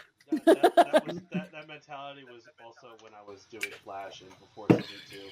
I clearly have given up on that mentality, as oh my god, that freaking animatic, just for that 7-second clip of the season 2 preview episode from episode 8 took fucking hours to do, and I was like, here's a basic thing of what I did with the original Shadow Heaven. Real talk, I didn't really openly acknowledge this, but some behind the scenes real issues of season 1. In 2013, I was seriously depressed. There was something going on in my life that fucked me over, and I had nothing. I had no creative energy. I was literally a ball of bullshit depression, and no ability to move or do anything. And it was like, you know what? I guess I'll do an animated series again. Because originally I wanted to do a movie, and I was talking to some people and dogs, and why were you talking to dogs? because why not? Because I wouldn't say in a bit. I thought they were talking back to me. It was a weird dark time that I don't want to discuss. Can you be my animator? So what happened was, when I decided to do it, I was like, all right, I haven't animated legitimately in a while. Like, I had finished the original I didn't finish. I just stopped. I was on episode 5 of the original animated series. It just didn't happen.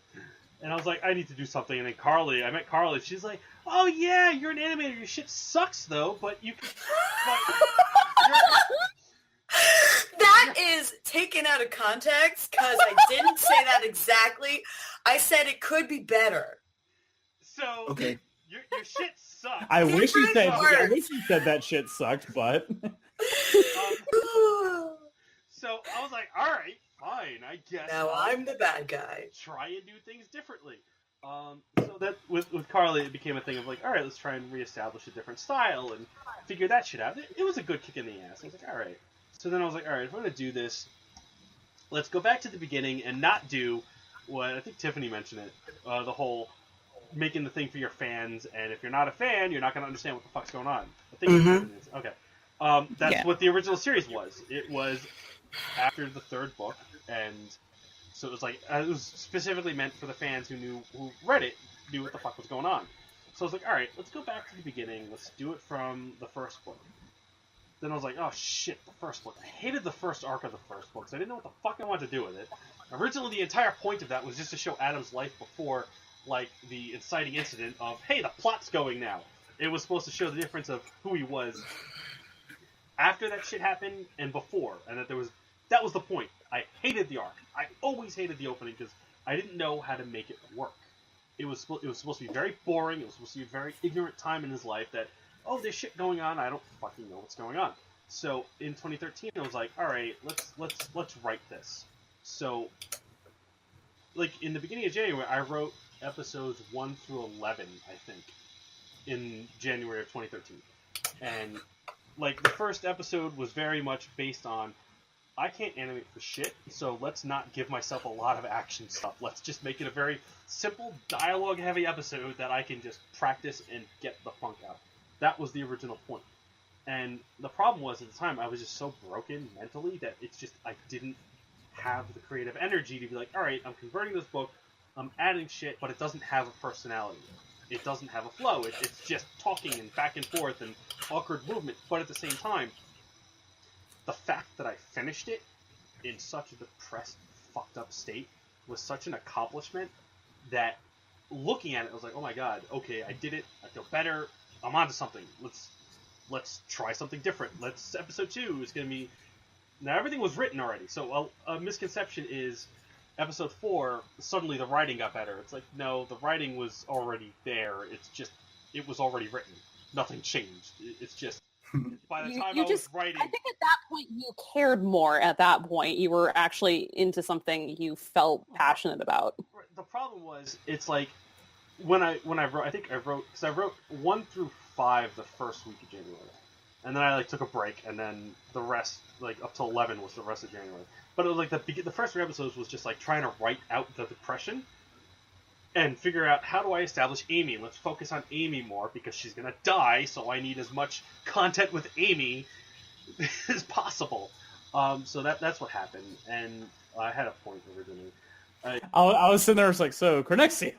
No, the point was, it's like, you get it done, it feels good, and so in the beginning portions of it, it's like, you believe in it, even if it's not good, and the more you do, the more effort you put into it, and the more you move forward and not be satisfied, the better you're going to get. So it's like, I wish that he wouldn't rush into having everything done and ready for episode 2, because I feel like it's just going to be a backlash. But also, the difference between your situation and his is that yours is the assumption of, hey, this is my first try. Obviously, I'm going to try. I like it. I'm going to have my skills improved to match the quality that I want. His whole reason why maybe the quality doesn't match, I don't have the funding for it. So it's less related to, oh, my stuff is fine, I just don't have the money to make it the way I want. Versus scenario, because it's like, I'm a writer and an animator. I'm doing all of it. He can't. He wrote it, and he's happy. I don't think he has the ability or desire to learn how to animate or draw. And so he has to rely on people, and he can't rely on people for nothing, for free. So, not for nothing, props on him for actually trying to pay the animators instead of trying to abuse them, because he is this is going to a positive thing, he is 100% in the area that he could say, well, you know, I can't pay you, but I have 1 million subscribers, so I can pay you an exposure. Exposure fun bucks. So, not for nothing, mad my props favorite. on him for actually trying to make sure he pays the animators and not manipulate. Yeah, that is weird. Well, and I think, you pointed out something that we haven't talked about, and the idea of, we haven't brought up, is the idea of scaling. You know, if something is your first time, your first venture out, you know, you may want to seriously think, do I really want that to be the thing I care the most about and the thing that I intend to bank on? I need to be a success, you know, and not in the sense of I have nothing left other than to throw my best possible thing out to catch me, or I'm just going to fall. But like in the sense of, I want to start out, I want to grow into this industry. I want to grow into bigger things. When I started out, doing audio editing before I actually went and got a degree for it, I knew I wanted to adapt a book I had written into an audio drama, but I didn't think I was ready because it had fight sequences in it and a lot more action. So when I very first started out, I did and God forbid anyone finds any corner of the internet where I did not strip this, but I did a 45-minute adaptation of Neil Gaiman's Coraline as an audio drama. And this was back in the point where I didn't know how to download sound effects. Literally recorded sound effects from my laptop mic into Audacity. And it was literally like the worst possible thing I could have done at that point. And but I knew I wasn't ready to get the sound or the ability to tell the story I wanted. So, I started off with something that would be fun to practice on and something that I could finish in a 15-minute episode. So I knew I could finish that and not spend the rest of my life working on that. And then at that point, I got over my hurdles, got to know more actors, felt more comfortable with what I was doing. So that way, when I started the series, it was still bad, and I'm redoing it now. But at least I still avoided as many hurdles as I could have been tripping over. So that's kind of my thought process on it. Yeah, and that's a good point. So I did the same thing too initially. It was like, I'm gonna have action scenes, not till I'm ready, which is why my early episodes didn't have many, because I was like, if I'm gonna do this, it needs to be good. Like, I could have easily structured the first season to be like, we are going to start with the major event and then discuss some shit. But I was like, you know what? Skill level wise, I am not there. And if I'm going to animate that, it's got to be good. And so it's like you said, you scale it. And this was what he did. Yeah, there's nothing to say you can't grow into more. Right. Or that you can't do that after the fact. But if you're going to put that money and time and effort, why don't you try to do something you can finish instead of... Here's what he should have done, because I've read the first 3 chapters of the book. The second chapter, so episode 2 is going to be simple as fuck. There is no real action sequences. Episode 2 is literally the tuning exams, the written part anyway. I'm just using it as a reference, not as a shot, but just so people can envision what it is. That's just what it is. So it's a lot more character focused, which is good. So it's probably gonna be something easier for them to animate because they don't have to worry about all these dynamic actions. But the drawback is it's going to make the weaknesses of voice direction and audio and sound design far more apparent. Can't wait. And that's a major concern because it's about talking and interaction. So, and especially the fact that if he had to already record and they're animating off of generic line read, that's going to hurt him. But it's also a chance for them to really experiment and, improve, at least, if they can at least improve the animation where it's consistent style-wise, it might be better. They might be able to survive and move forward. I think if they could even cut down the episodes, like, you don't have to have a 15-minute episode. Like, it's 9 minutes. Well, okay, sure. But I'm saying you don't have to have you could have 5 minutes and you can still give something because it's, most shows out nowadays are 11 minutes and you can get really good pacing with only 11 minutes. Like, you don't have to have... There's a big problem with that, though. And that's the fact that he calls this an anime. Yeah, but... And, no, that's the big that's why he needs to rethink how he's going to approach this whole series, this whole anime, which I'm doing air quotations you can't see, but I'm totally doing that. For nothing, that shouldn't even be a big deal, because yes, it is an anime. But Shattered Heaven is an anime. Any animation is an anime because that's what it fucking means in Japan. Japan, it's like, hey, you're a cartoon. You're an anime. You're an anime. You're Well, anime is just animation for short, but it's just well, like it is. no, okay, but you're like.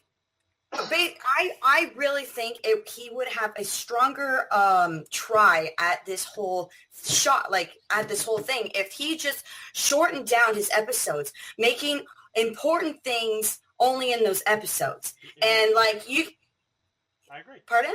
I Oh agree. yeah, just because like it's okay to have like the episode where it's just character building, but for a very limited amount of talent and time and money or whatever, maybe it's just best that he breaks it up Well, more so in that way. And thinking about that too, it's like the actors that are playing the main characters are professionals, so it might Sure. be fine because Kira's playing Misty, who's the main character.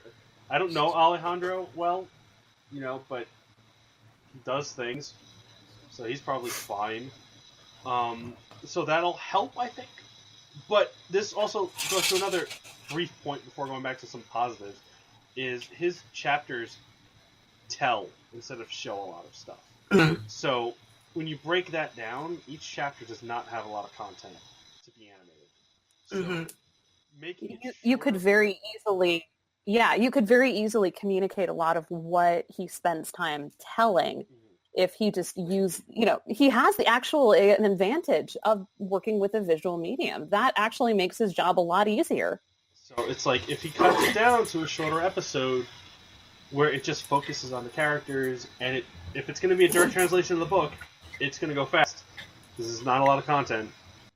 Well, then he needs to work on the style of animation he wants to. Because if he wants it to be an anime, then making it anime.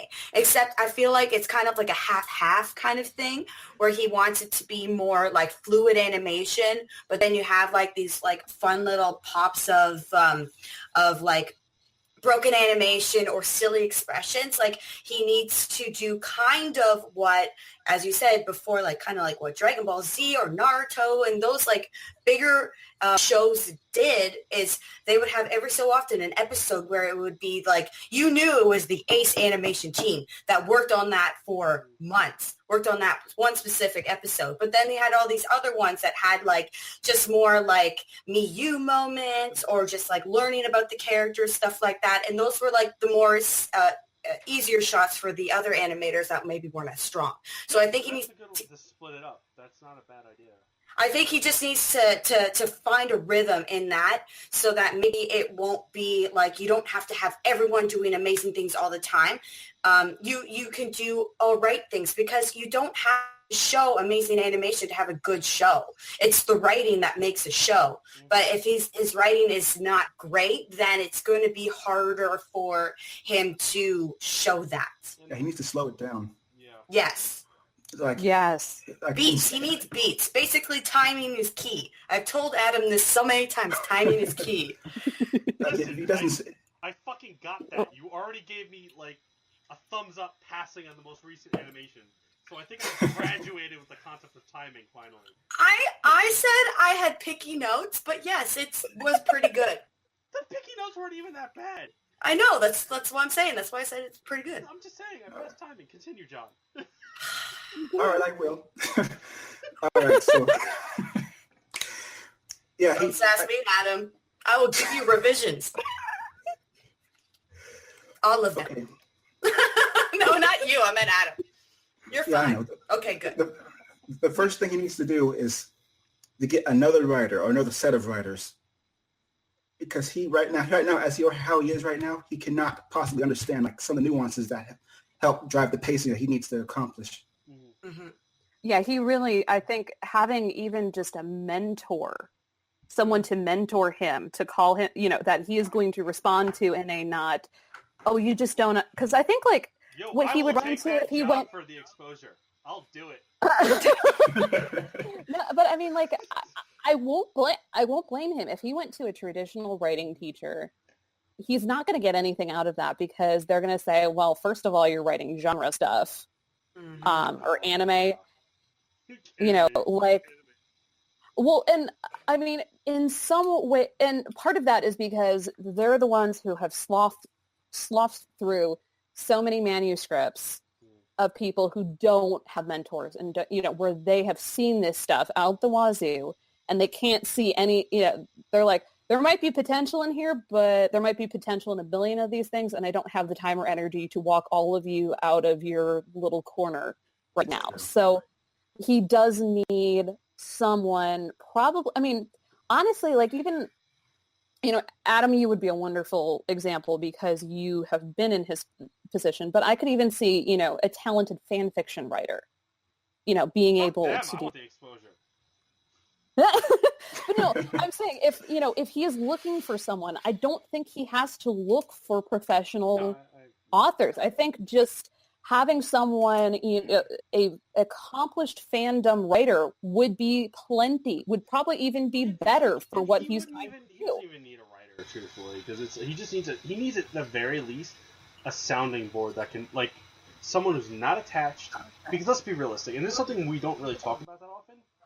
I would argue he does need a writer. Well, no, that's what I'm saying, though. I mean, it's not anything would help, but I think he needs a writer.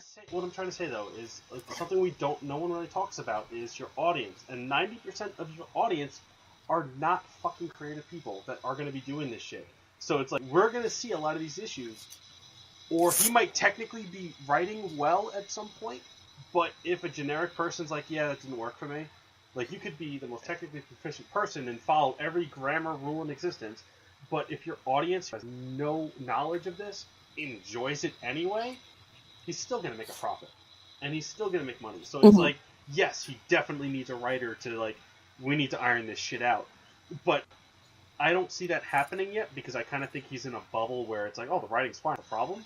So, at the very least, to get to that point, he needs some sounding board people that can, like, read it and go, yeah, that doesn't work. I don't know how That's fair. I don't know how to make you fix it, but just this doesn't make sense to me. And that could eventually point him. I think, I mean, more from the perspective, if he is going to fix and turn around the sinking ship, he needs a writer. Oh, no, I think we all completely even agree just on as that. a... It's just, I just don't know. Yeah, even just as... Yeah, as a creative to move forward, he does need at least to open up to the possibility that he's not all-knowing and all-knowledgeable. I mean, and that's actually something that I think critics can run into, though, is that, he considers himself a critic, and I know, John, that's where you're like, don't do that. But, like, giving him the benefit of the doubt that he is a quote-unquote critic. Like, a lot of times, I think there is a sense that if you can critique something, again, get benefit of the doubt, that if you can critique something, you automatically know how to do it yourself. I think that's the thing. I completely think it is. Sure, totally. The problem, though, with him right now is he's writing in, his wife is editing the screen. So it's like you're having two people that are extremely close to the project that can't see because they have their blinding on. Yeah, you need someone who is removed from the process. That's a natural thing. There's nothing wrong with it. It's not like, oh, you're a bad person. It's just because you're in the moment, and the way you see your project is not the way someone else who has no knowledge of it is going to see it. No, that's why you beta. You always beta. Yes, one other thing I do religiously. What I want to point out is this fucking opening is addicting as shit. Oh my god. It is a good opening. I do like the opening. It's a really addicting. He did get some good music from that. So props. Yeah. Again, I do want to wind this down. It's almost 2 hours, which this was actually really fun and a lot more productive and insightful than I thought it was going to be. So that was awesome. Yay! But I'd like to think you're constructive. Yeah, to break it down, positives from my perspective, you took a passion and you saw it through. You are treating animators by not offering them exposure, which you could do, but you're choosing to make sure they're paid. So props onto you for that, because not a lot of people would do that. A lot of people in that position with 1 million subscribers would be like, well, I can't afford to pay you, but if I can promote you to a vast audience that you can't get to on your own.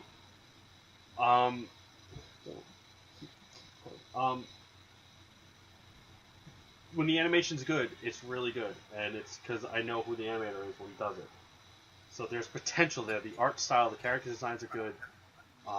Backgrounds are fucking gorgeous. There's a lot of potential in this. And I think There's a lot of things that can work here. He does not have anything, something that has to be automatically a flop by any means. exactly.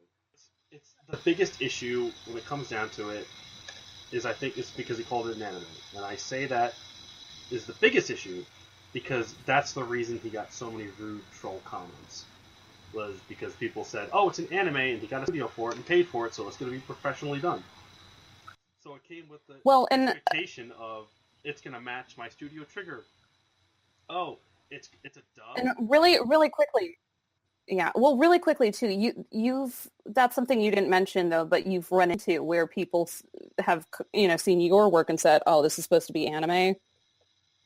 Yeah, and I'm like, get the fuck out. Well, right, but I mean the fact that the anime fans have very unusual sets of expectations that most people might not be aware of, and that's a inviting kind of a world of hurt.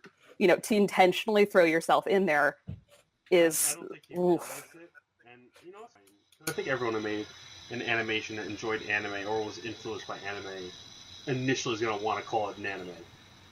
And honestly, it doesn't matter. You should be able to call it whatever the hell you want. Oh, of course, but just, is, that is a reality. Right, is that when you call it this, it attracts a certain expectation. Like, if he called it a fanime, it would attract a certain level of, oh, that's going to be done in paint shop, in, paint and look like shit. His best bet would have been to call it an indie animation project, or a web series, because then he would have gotten the support on, oh my god, this guy's doing a passion project, and look at him make this work, versus, oh, you said this was an anime, you make fun of Naruto, and you call this an anime? It's like, yeah, no. Yup. Yeah, no, I 100% agree. Mm-hmm. I think because the fact that, oh yeah. No, sorry, I didn't mean to interrupt. No, same. Yeah, no, but I think that's phrase. You make fun of Naruto, but then you give us this. He kind of set himself really in a place where that kind of criticism is going to be a lot more potent. Mm-hmm. So that's my final thoughts. Everyone should give final thoughts, generalizing their opinion on. Basically, in the end, I really don't think this is a terrible animation. I think it has qualities that I can appreciate, even being in the industry and seeing what I do see.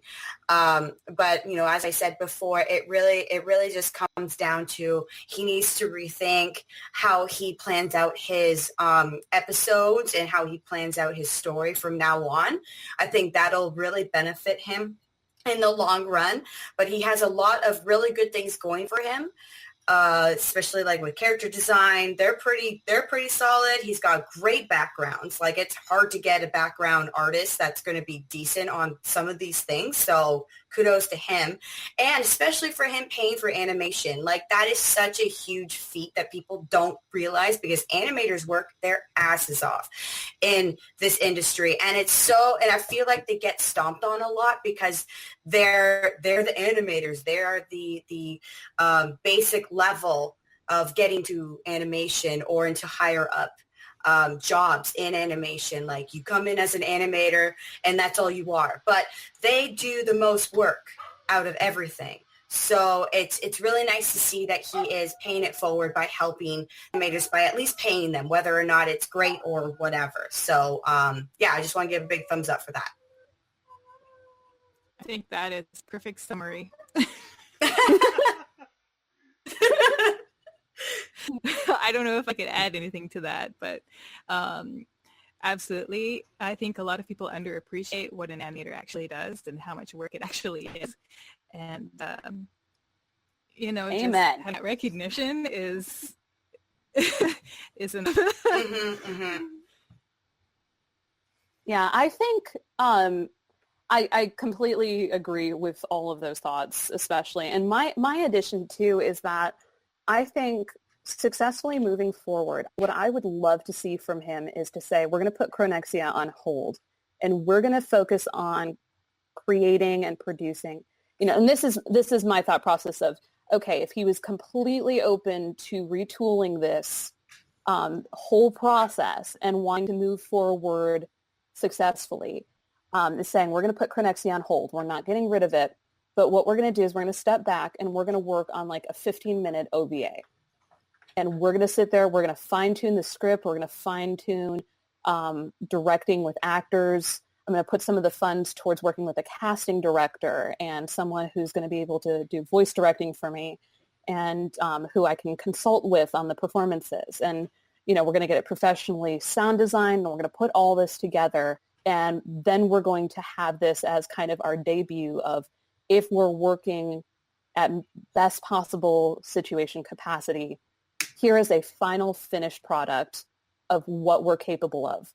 What do you think now about funding a full series? Mm-hmm.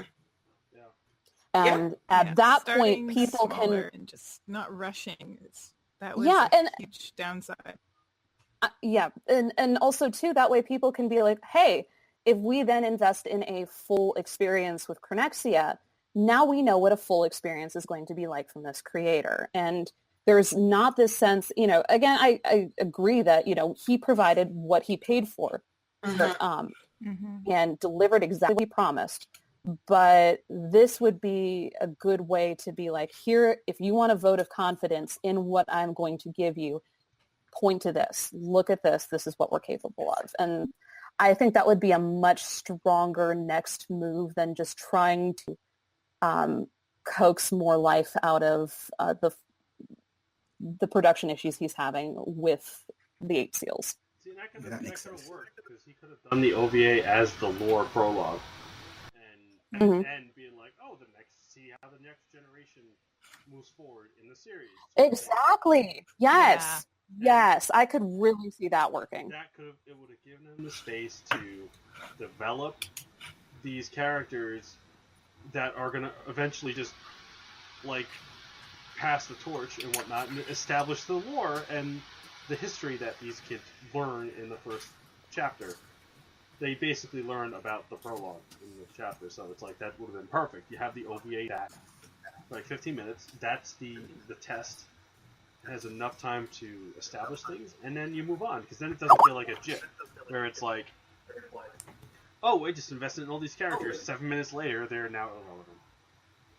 And that would have been good. So, John, your final thoughts. All right, so I'm going to be the negative one here. That's fine.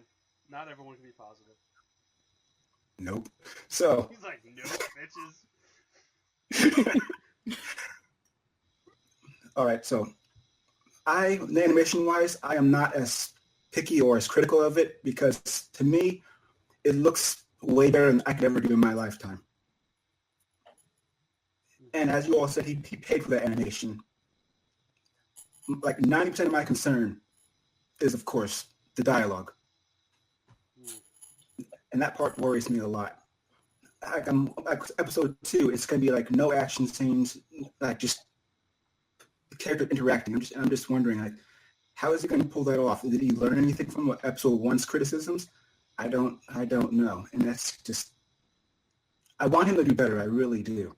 I mean, I don't want to just go episode 2 just to tear it apart, because I'm pretty sure if he goes into it like he did episode 1, I'm going to be way, way meaner than I was in these past 2 weeks. And I don't think I was pretty nice on my Facebook feed. I stuck with just the Steins Gate complaint. That's all I said. But if he does anything else, like episode 2, and he just messes it up like he does, I'm going to be on it. But yeah, he has potential. If he just takes into critiques, the right critiques, not the troll ones, or the ones that are comparing it to anime itself. You just take those critiques, really take them to heart, get another writer, and by God, please let those panning shots stay in. Have some gravity to all the words and actions. make them throwaway lines, make them have, I don't know, something more memorable than just a mocking meme. Listen, I don't give a shit.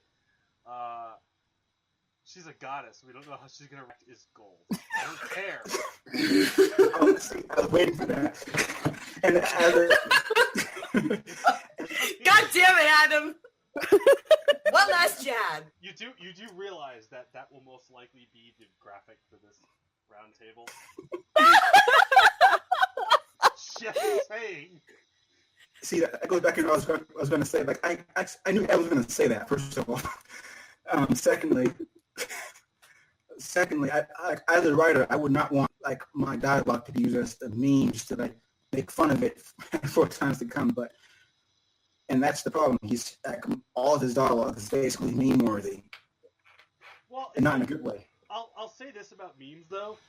This is honestly true, and I work in marketing and whatnot. There is no such thing as bad press, as bad publicity. There isn't. Because people are going to want to know where the fuck that's from, and honestly, YouTube, they don't distinguish. You get paid no matter what. So, you can mock it all you want because of the memes and whatnot, yeah. But he's still getting the traffic, and that traffic's still adding and creating ad revenue. So, it's still making money for him no matter what. Now, yes, yeah, I wouldn't want stuff to be consistently making fun of it. Like, I wouldn't mind having lines or two. There's nothing wrong with having a line or two become a meme. That shit's hilarious. That becomes a thing where it's like, oh, that's adorable and approachable, and you get content. But I agree, where if your entire thing is memeable and not in a good way, that's a problem. Yeah, if he has pride, because I'm getting the small feeling he has a little bit of pride issues. Mm-hmm. He's going to want to just step up that game and stay away from the meme territory. Get like the more fun, touching memes. Right. And to do that, well, I already said this over and over again. So I'll just summarize it up. It's good. It's logic. And like all these points are valid. All the positive ones are valid. All the negative ones are valid. And it's in like this entire like 2 fucking hour roundtable of this. First of all, if you get a group of people to be able to talk about your shit for 2 hours, it's not a hate thing. It's not a troll. It's not a let's shit on this thing. It's an actual discussion, and that's a good thing because you're gonna have people that give a shit enough to see potential and want to discuss things, and that's positive. So that's a good thing. I'm glad that everyone was able to get on and be a part of this because it was a really fun discussion. Yeah, for sure. I mean, as an independent creator myself, I mean, I'm learning a lot from this as well. Like just learning audience expectations and my own target audience. That's valuable to me as well. Yeah, I mean, I'm sorry it had to happen this way, but no. you know. See, my target audience sucks because like Gundam fans are the most difficult to fucking please.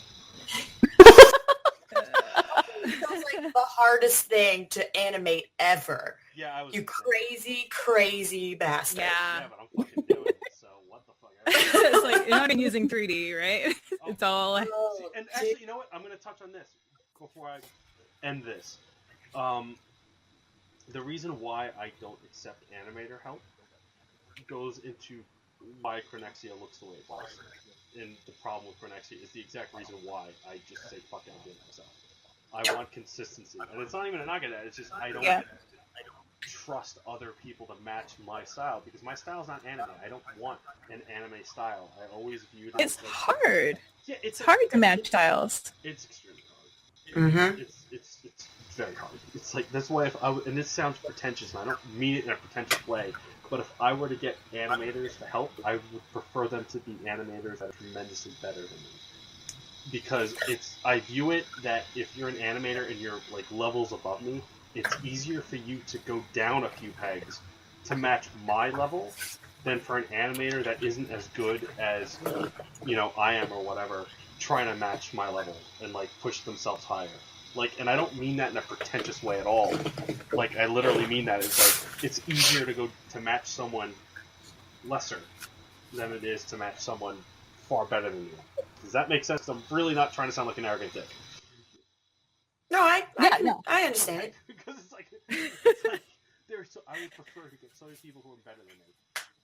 Well, I mean that's exactly how a lot of studios do it. Like, I'm sorry, I'm just adding one more thing to this, but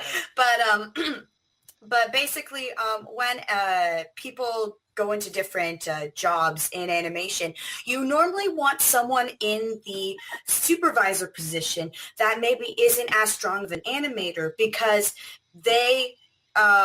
because you want someone that's maybe more friendly or more knowledgeable about the show in general. But that does not mean that they have to be good at animation. They just have to understand what animation is. So, like, there's a difference between knowing timing but being unable to execute it. Like, it's just like drawing. Like, you may know something's a decent drawing, but sometimes you can't draw that way. So, I don't know. That's kind of how I feel supervisors should be, because there's always supervisors out there that are really good animators but are not great people, and you normally want the opposite. You want a good person to work under and not a bad person to work under. So that's really fascinating to know, though. Like, I would not have thought about it that way, but that's really an interesting perspective. Yeah, and I mean, like, there are definitely supervisors that are great with both. Like, they're amazing animators and amazing people, but it's just it's like, who do you want to work with? Do you want to work with the guy that's maybe not as good but a really good person, or like the really amazing animator who has a really shitty personality? Like, which one do you want to work with overall? So it's kind of the same idea, but you always get different people. That's a very interesting perspective. That really is. It's kind of like you don't want to work with someone who's like really talented and like really good, but they have the professionalism of fucking Peanut. Yep. Oh man. Had this happen before. I see it struck a chord with everyone. And it's like, hi, I am a professional. I do professional things. I am super talented at this professional thing that I do.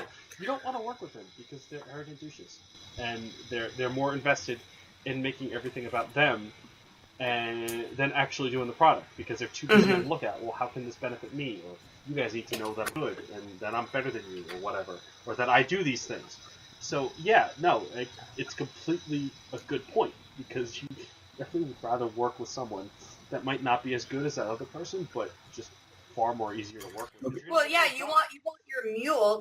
I'm going to say mule, but your ace animators to be on the floor instead of for your ace animator being the supervisor, because that means they have to train people who may not be as good as what they were. So I've seen a lot where there's a couple animators that I would never go into supervisor positions because they make more money as an animator because they're that good.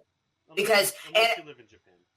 Well, that's true. Yes, there are obviously different areas that have these issues, but like in Canada, let's say, you normally get $1 per frame. So it depends on how good of an animator you are. If you're a good animator, you can make thousands of dollars a paycheck. And I mean like 2,000 plus, depending on how many frames you can pump out. But again, that differs with the style of show and how detailed it is or how good you are. So it really fluctuates. So people who maybe aren't as good of an animator, who gets decent but not as good as, let's say, Joe, who makes like $2,500 a paycheck. Sally is is a nice person and she knows her stuff, but maybe will try to get into a supervisor position because at least it's a steady paycheck. So there are other ways around it. But anyway, that's all I'm going to say. Actually, that brings up another good point for Chronexia. The fact that they were able to get so many animators and finish a product. Yes, there are stylistic differences, and yes, you can tell when the quality dipped, but they still got it done. And that's a feat when you have a lot of... And let's break it down. Let's say he did make 40,000. They did get 40,000. 40,000 split up between like 20 plus people is not a lot of money. So people can say, oh well, he funded and we put this much money in. That's not a lot of money at all, people. So, and when you start 10 bodies minutes of into frame them, by frame animation is nothing to sneeze at. No. So yeah. Like Okay, like example, fucking this clip that I just did the animatic for. It's like 50 fucking frames. It's like 50 frames. I mean, it's on threes, you know, for like what is it, like 3 seconds, 4 seconds, or maybe 5 seconds. I don't fucking remember. The point is, I think it's about 5. it's about 5. Well, I meant just that specific clip of the whole emotion Yeah. and expression. And fuck expressions. Fuck expressive dialogue. Oh my god. Sounds great. Animating is a bitch. But yeah, just the point. It was about 500 frames length. But doing it on threes, it was about maybe 50 frames that was drawn. About, roughly, I think, is what it ended up being. So it's like, even though it was like 500 frames length, but I'm only doing it on threes, which for people who don't know what that means, every 3 frames is a drawing. That's just what it is. And thanks, Carly, for teaching me timing. Because I remember originally you were like, so you do it on like 2s or 3s? It's like, I do it on what now? I forgot about that. I was like, I do it, what's a 2? I do it at 32 frames per second. What's a 2? Basically, we'll do like a quick rundown for people who don't know. Normally, animation is done on 2s, and it's 24 frames a second. Yeah, So 30. yeah, Suck it. yeah. Well, you know what? Shut 30, up for a second. 30s, that's a thing. That's for like MTS. It's yeah, and I mean you got video games that are 60 frames a second. But let me just say, so in traditional animation, because it's drawn, your eyes don't really catch up the way that you normally would think. So people will normally draw on every other drawing. So just think of a drawing, and then you're holding it for a frame. So it's going to be the same drawing twice, and then it's going to be a new drawing after. So that's what it means by holding it for 2 frames. So it's 12 drawings per second, essentially, at 24 frames per second. Yeah, exactly. So, yeah, it's basic math. It's annoying, and I didn't realize there was math in animation when I decided to do it. So that was fun to learn. But, yeah, basically that's kind of how animation is. And then you can go about doing it on 1s or doing it on 3s, and that's just a style preference. But normally it's 24 frames a second or whatever I'm pretty duration. sure, like, usually, like, all those really high action, fast-paced, dynamic ones are done on 1s or 2s. Probably. Not entirely. Well, they A lot are. Right. It's like it's like you said, stylistic and preferential.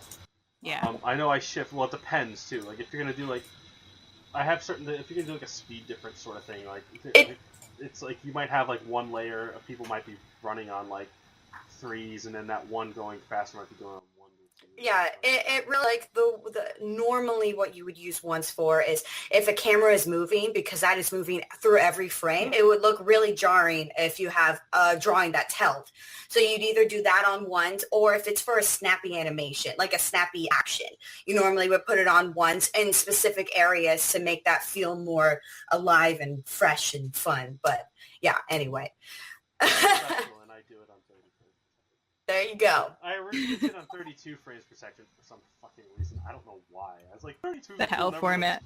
Let's go with that. Very weird. NTSC's 30. Yeah. Yeah, but NTS 30. So it's like when I decided to move the clip, and I was like, all right, let's do it right and do actual HD dimensions and that shit. And let's do 30. 30 is the standard for that. So we're doing that. I remember the first time I imported one of your sessions into Pro Tools, and Pro Tools was like, the fuck is this? It'll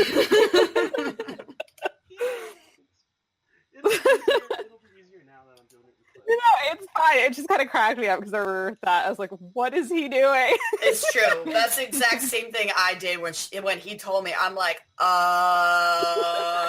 what? Are you kidding? Yeah, and that's totally fine. Like when I was teaching animation at the college where I live, it's like that's how I kind of approached it for first years. It's like as long as it works, then it's good. But at the same time, you need to learn how that works and why that works. So it's fine in other things. So, you know, for you, you're not in school, you're doing your own thing, so it's fine. As long as it works for you, whatever. If you're trying to get anyone else to help you, God forbid you have to teach them all that. So it's like, good luck. Yeah, but now, like, with clip, I mean, granted, I am making a tutorial on what the new Shadow Heaven animation process is. But yes, so that's animation and whatnot. So again, thank you all for like joining on this roundtable. Really good discussion on Chronexia and ATLs and animation and production overall. I will link you guys to his channel, and people, if you haven't checked it out, and if you're just following me and like looking like, what the hell is this 2-hour video he just uploaded? You should go check it out. So again, thank you guys for joining. It was a fun discussion. Yes. Man. This is a podcast sort of thing. This will happen. I'm debating the frequency of it. It might be weekly. What might have like we'll probably have more guests on different topics.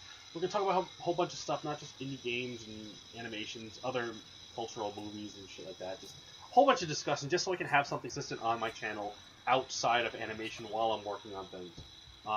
So that said, I will have links to everyone's productions that was involved in this roundtable discussion, so you can go check out each and every one of them and stuff that they do, and support them as you should.